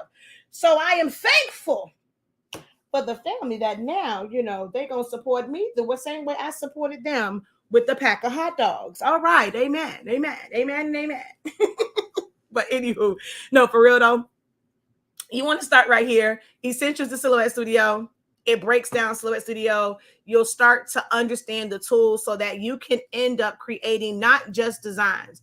So like I didn't have to go to Photoshop. I'm gonna show you. I'm not gonna show her face, but I'm gonna move this down. I'm going to put a box and I'm going to weld this. This was a skirt from somebody's website. I mean, I just did a trace and detach on it to make it like the mock-up, you know? This piece right here, okay, so it is pants, which technically should go over it. So if I were to take this and just put it on top, that's gonna look kind of crazy, right? That look crazy because I mean, she's naturally going to wear the skirt and it look kind of crazy being up here. It should really be about right here. That's what her waistline is, but I don't look crazy like that. So there's a certain thing that, you know, certain thing I had to do where I created a little piece and we're going to bring that to the front. And it's going to look like how you actually wear the skirt. I mean, duh. So with the sweatshirt is going to go over it, but you got to know how to work your tools in order to do this. And that's where essentials, it starts there. I can show you how to do it, but you're going to be lost if you don't know what those tools do. So head on over. And if you have it and you haven't dived into it, what are you waiting for? Start today and go through your trainings and go through your things. So this was, you know, boom. So I saw her pants and stuff. And on her first outfit, I created the mock-up. And then I created another mock-up with, you know, a little outfit like that. So then I can go and show her exactly how that thing was going to look. Decline. I don't need no host. So, you know, I do my mock-ups over here.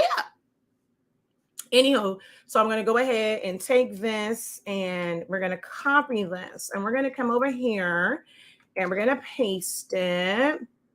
And we're going to do, let's just say 11 by 17, because I don't feel like resizing this. Okay, we're going to group it together. And we're going to go over here to our registration marks. Oh, wait, I got to turn on the machine. So we're going to go Cameo, cutting mat 12 by 24. We're going to come back over here. We're going to turn the registration marks on. Oh wait, this is a bad example because it's actually not okay. Let's do this then. Let's take this one, copy and paste. So we're going to shrink this down.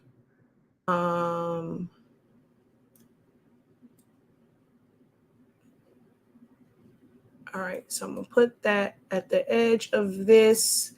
I don't know why look, I can't even teach and something look crazy. Don't ask me why I'm going through this whole thing of changing this design when it's really not necessary, but it's my brain just works that way. So I'm gonna take class of, hold on, let's move you out the way. Let's go ungroup. And we're gonna take class of, and we're gonna make it a little bit smaller. We can put our Jaguar right here on the side. All right, so it just make a little bit more sense. Just a little bit more sense. You know, we're gonna put the Jaguar right there and then take the class of and just move this down some just again so it makes sense. It just makes sense to me to move it. Don't pay me no mind. All right, so now I'm going to go ahead and group all this back together. So when you're doing your print, oh damn it, I meant to put him higher. Hold on, ungroup. I need him to be a little bit bigger and a little bit higher. Okay, so let's put him there. I need him to be higher than the grad cap. Okay, about right there. Okay, let's group them back together. Okay, perfect. Boom, that's what I needed. So, if we were to do this like this as a print and cut, right? One of the key factors of print and cut is going to be how your registration marks are set up and where you have your design. Under registration marks, which let me switch this over here for y'all. Okay, sorry, my ring light is kind of bright. Right here where it says thickness, do not ask me why. And I forgot to check that in 4.5 if they still had this thickness. It is very pointless to ever have your thickness thin. It's not going to change anything. Like, I mean, it only makes it better. It doesn't change the size of the registration mark. I do not understand why Silhouette America has a thickness in here. It should automatically be thick. And I feel like it should be thicker than this. It should be a thick line. and you take your thickness all the way up. Me personally, I don't take my length. Oh, you know what? I know it does. It still has thickness, because when I was doing this, you can move it. You can slide it differently. Like now you move it and it jumps. I prefer this where it jumps to certain increments instead of it just like sliding. But I personally do not go below 0.625. I don't recommend going below 0.05. But some people want to try and squeeze more things in here. So right here, if I change the length to 0.5, it made it to where this is no longer in the restrictive area, right? And so some people will think, okay, well, that makes it like better, this, that, and the third. No. When you have it maxed out, it is a better indicator of where it should be, because I mean, all you're doing is making this smaller, but the machine is really still looking for the registration mark in about the same area. So right now at this higher length, this image, which I guess is bad because it's black here, but it's within the restrictive area. Even if it's on that first grid line, it is in the restrictive area. You are going to have issues with your print and cuts, because it is the optical eye will pick up and it's going to be looking for the registration mark in the wrong area, or it's going to pick it up if you use tape, because your mat is not sticky and you are using tape to tape down your media. It cannot be anywhere near the registration marks, because it's going to throw it off. Don't ask me why. It is being nosy, looking in other areas, but it just throws it off because there is a color, especially using like colored tape. That's just the way that it is. You want to avoid anything extra being around this registration mark. So nothing can be within the restrictive areas, and try not to put any type of tape where you're taping your media, like your material down. Don't put your tape right here. Definitely don't put the tape right here. Okay. Don't put it on the end. Put it away from the registration mark, because if you put it here and you're like, I want to tape down my ends, the optical eye is going to pick up that colored tape that's on there first. It doesn't matter if your mat is colored, because it's not looking for it there. But if there's any color up in here, even if it's from tape, it's going to throw the optical eye off and it's going to give you an error. So if you were doing that, that's probably one of the key factors if everything else lines up.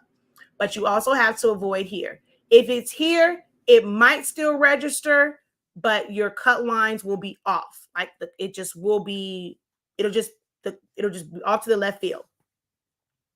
If you have it too close to it, it is going to maybe not register because it's other colors within where the machine is looking for it. All right. So be mindful of that. So where you are placing it at. Your design needs to be within those registration marks. Some people will ask, well, what size do you make it? For certain things, I can only go as big as my print and cut would allow based off of the design. So I probably can't do like a different size, whatever the standard size is of 12, whatever, because I have to work within this. You lose part of where you can print to. Now you can technically, like on this side, I can max this out. I can go outside the cut border. I just have to manually cut this stuff myself. So I would never do something like this where it's these intricate pieces that fall outside of the cut border. I'm within the print border, but I'm outside of the cut border. So I would have to hand cut these intricate pieces. I don't want to do that. So for this one, because there's intricate designs on it, I'm going to have to strategically make this smaller, or I can try to see if I bring it over and pull this side, and I only have to cut this. Yeah, so I can get this part in the cut border on this side, and this is an easier hand cut to make. So you may have to move it around, or you may have to shrink down the size in order for it to fit. But outside of here, doesn't matter. What's most important is you have no part of the design within this area, or within this area. Even though there's hash marks up here, if I had this design like this to max it out, this will not affect my registration. This won't affect it. The only thing that will happen is this area will not cut. I mean, that's kind of high, a little bit higher. I mean, you really do want to avoid anything like major, like too close to it. I've never really had an issue. The other thing is sometimes it is not that the cut was off. Your tracing was off. Your tracing was off. Okay. So I think I've actually already fixed this one. I'm going to put a color box around this, and here is good practice. You want to know how something is set up.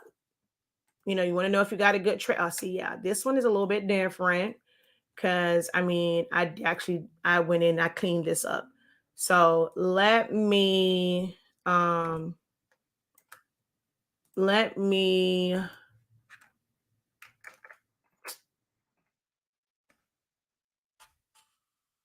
do this.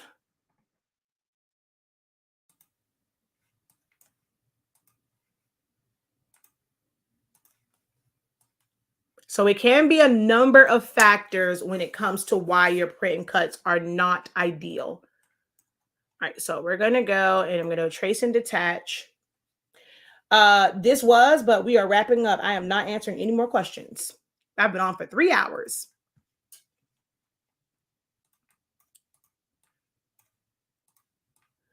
All right. So I'm going to put a line color on here. And see, this one wasn't as bad. I mean, because those are technically, it's going to be lighter. But what happens a lot of the times is, let's say, okay, so this particular one had a blue background. So this is going to end up being blue right here. If this was on a white background, it's not necessarily all the time that it's something that you did wrong with your cut settings. You just might actually have a lot of white on the outside. But you don't realize that because most of you guys, let's be honest, all right? Let's see a show of hands. How many of you, I'm going to put it this way because I want to see who does it. How many of you don't zoom in when you're designing? You kind of want to see everything. How many of you don't zoom in often? I'm going to put it that way. When I'm designing, I mean, my screen goes in and out, in and out. I'm going to go zoom in. I'm going to go around. I'm going to check stuff. I'm going to zoom back out. When you're designing, how many of you guys, your screens, you don't do that? You don't zoom in and out and really look for details. Show of hands who don't do that. And if you don't, when you don't, be honest, and I'm going to tell you that's a problem. Because here it will look like it's perfectly fine. You're looking at that line, and some of you guys don't even go back in and turn the line on. When I first traced this, there was no line on it. So I really don't know where that cut line is. And then when it goes to cut and it's off to the side, I'm seeing this extra white. I'm thinking that, okay, it must be something I did. It's off. My cut settings are off. My print and cut is off. It registered wrong. No, your image had extra around it. So although this background was blue, so right here it's a little bit blue, but it had this been a white background and it cut, I would have had white around this because I didn't bring it in. Now, if I come over to this one, which I cleaned up,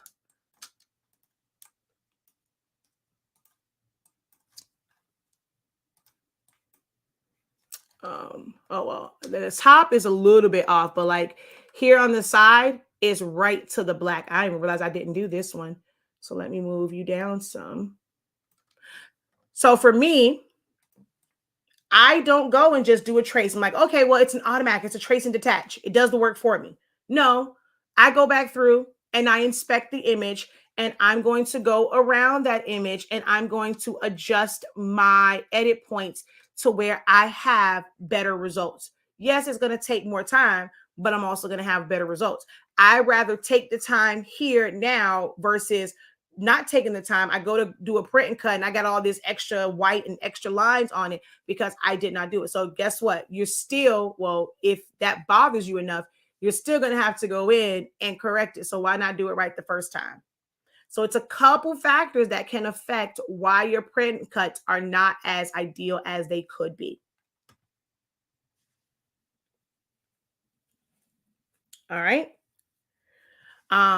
So the thickness, the length are really the true keys to success. And then also knowing where your cut lines are, because sometimes you will trace and it's not going to be it. The trace and detach wasn't ideal if the image was pixelated and it picked up on those little pixels. So when it traced and detached, you really did have some white areas there and you didn't take the time to go in and use your edit points and correct it. That's probably why you have those extra like little slivers of white.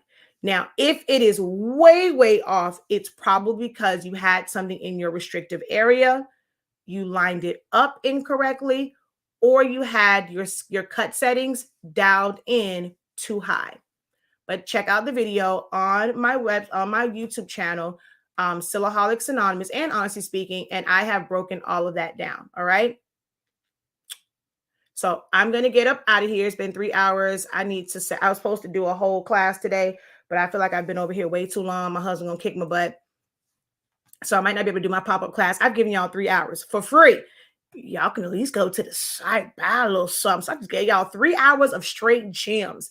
Or let me drop some of your girl cash app. Y'all watching on YouTube. Y'all ain't send me no super chat. No, 3 hours. I ain't getting no super chat, no super sticker. Y'all watching on Facebook. Your girl ain't getting no stars. I mean, y'all barely liked the video. And I just gave y'all 3 hours of straight gem. Even all of my laughing and foolishness and being goofy, there were still lessons in what I said. And y'all ain't even showing no love.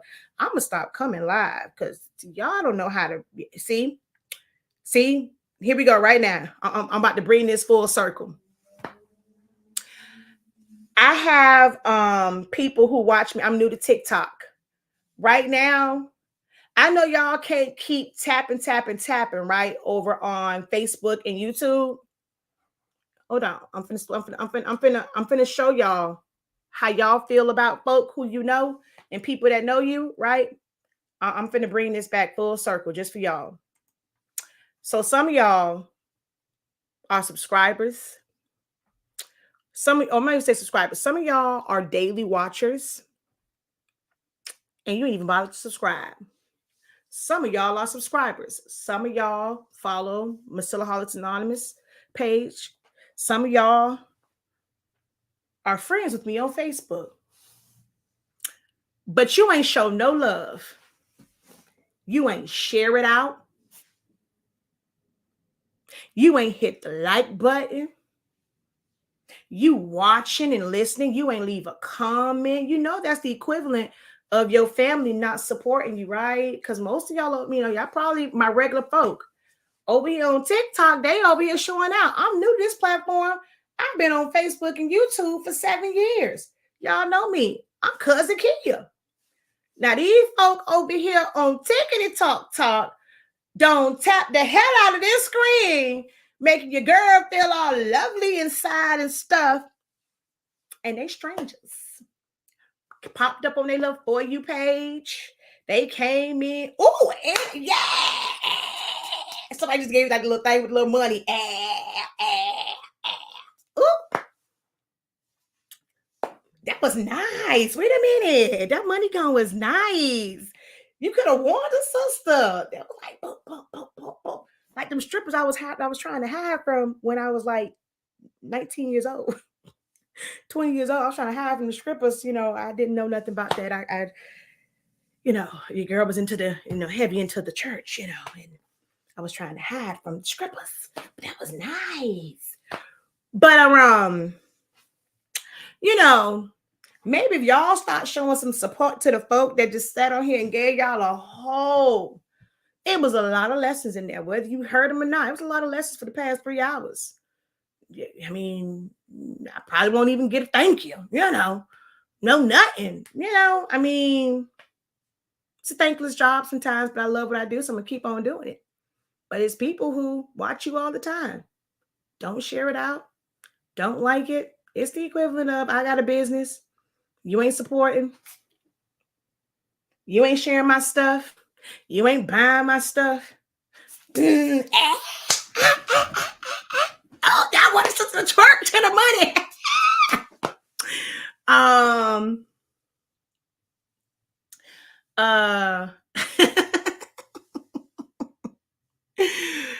thank y'all for that. I just wanted some likes. I wasn't expecting the money to flow. I just wanted a couple of likes or something. Get me to 10,000 likes or something over here.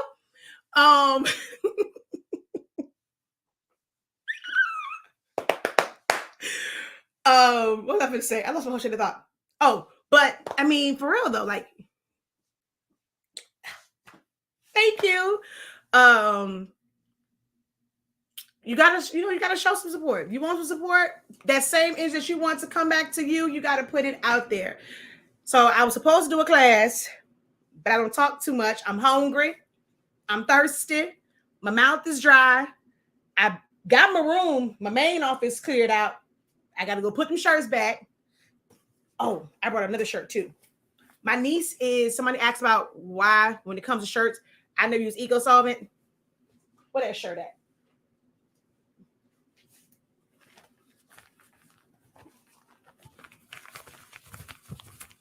Ooh, what is it called? ASA? Is it ASMR? AMSR? What's the little thing when it just sounds? This, I have washed and worn plenty of times. Plenty of times. My niece turned 8 on March 8th. No, March 7th, because my sister's birthday is the 8th. March 7th, my niece turned 8. This is from when she was 6. TikTok can see how great ASMR, yeah, there you go. How great, it still looks good over there, how these colors look. So I can never have no issue with Jet Pro 3G.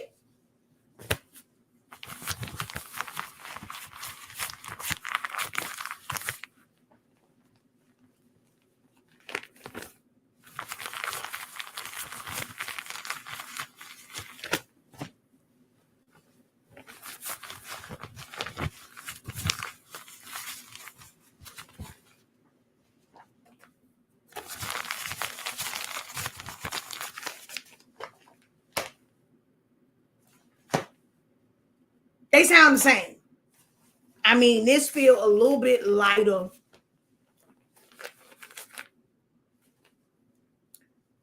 They both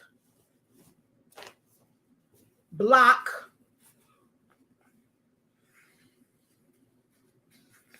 any air from coming through wherever it's at. So I don't care where you at. If it's a big old design that's covering the whole front of your shirt, your chest, and under your underwire, you're going to sweat. Because there ain't no breathability. This is solid. There ain't no air coming through here. And your thing is just going to sweat. Whether it is this or if it's this. If it's easy something. So again, now I didn't really care about Eco Solvent for this. Now, it did make it convenient with setting this up because I was able to mask it and I got the machine, so I might as well use it.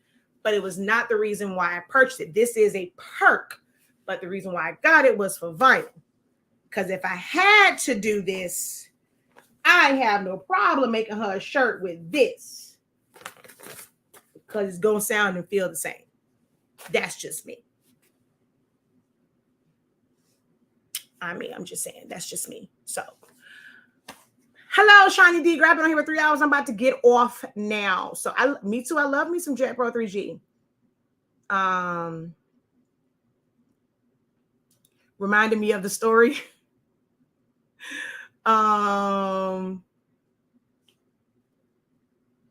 You definitely are going to get me where I want to be. You're beyond helpful. Oh, thank you, Miss Daniels. And please, please record with your baby. When you open up that package and that baby see it. Ain't for everybody, just for me. Please let me see her reaction when she see her name on that tumbler and on the and her puzzle, and show me like with her putting it together. Please, I'm gonna feel some type of way if I don't see her reaction. But yeah, I ain't gonna problem with it. I brought these out, so I remember to put these shirts away. You know, I remember to put them away. But I am out of here. It's been 3 hours and 3.5 hours now. I'm really not gonna get y'all 3 hours, a full 3 hours, 3.5 hours. I am gone. I really wanted to. I don't know. I may have to go get something to eat, go home, show my face. I really wanted to do. People were asking about this and just knowing how to set this up. Like they just couldn't figure out the design. Like, what did I do to get this broken up like this? And I really, really, really wanted to do this as a pop-up class. I'm gonna see if I can squeeze some more time, and talk to the hubby, and then put it up so that I can do that class on that one. So, because I really, really, really, really, it's been so long. Like I really want to teach. Like the lives are okay, but I haven't done a like teaching session and since starting to prepare for the move. So it's been like literally like 3 weeks, almost a month from when we started prepping and then all the moving and stuff like that. So I really want to schedule that as a pop-up session today, but I need to go eat and I need to go check in with my family. So,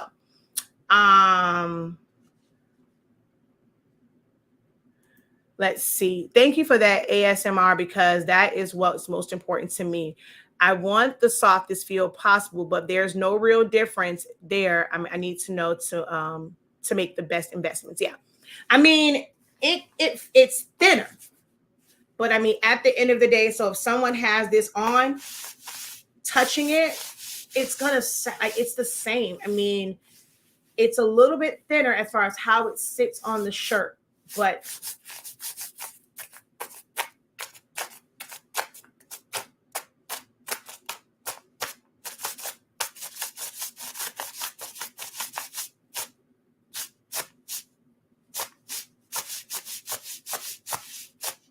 it's the same. All right. Until next time, have a great one. Continue to unlock your creativity and be incredible. And don't forget your Thanksgiving prayer. Don't forget your Christmas list and your gift cards. And tell your family if you've got a birthday coming up. Oh, wait a minute. 5 things. If you got your birthday, you got an anniversary. Y'all got all these opportunities to get you some honestly speaking products and some class. So if you get the gift card, you can also use it for classes. You got Christmas, Valentine's Day, Mother's Day, and or Father's Day. You got your birthday. And what else? Wait, I'm missing something. I said 4 before. Wait, Christmas, Valentine's Day, birthday, Father's and Mother's Day, and your anniversary. I don't need no perfume or no rings for my anniversary. Go get me something for my business. So you got 5 opportunities to tell them, give you something that's going to help your business. Okay. Tell them to start you a little, a separate, maybe your birthday gifts will be for marketing. You're going to save all that money up, or you're going to use that money towards marketing.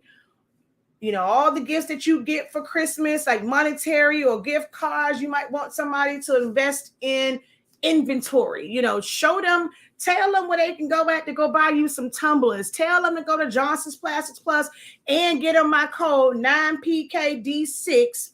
So they gonna even save 15% when they go buy you some tumblers, some blanks for your business. Now, they went in there thinking, oh, I'm going to go ahead and spend $50. And you get them the code and it's 15%. I mean, they brought you $50 worth of stuff And they save something when you use my code 9PKD6 at Johnson's Plastics Plus. You can do that. You can get you some tumblers. That's straight profit for you. Somebody gifted to you. And you can then go and make money off of it. That's straight profit. So while we still asking for some foolishness for birthdays and all that, let that be the just because stuff. But tell them folk you want something for your business, okay? And you can start at shop.hsync365.com. And I'll probably put, well, I guess because y'all on that one. I mean, we sell shirts through hsyncdesigns.com. But I heard y'all, I'm going to tell Even to make y'all up some of these next week, okay? I'm going to have Even make y'all some of these for sale, all right? Until next time, peace.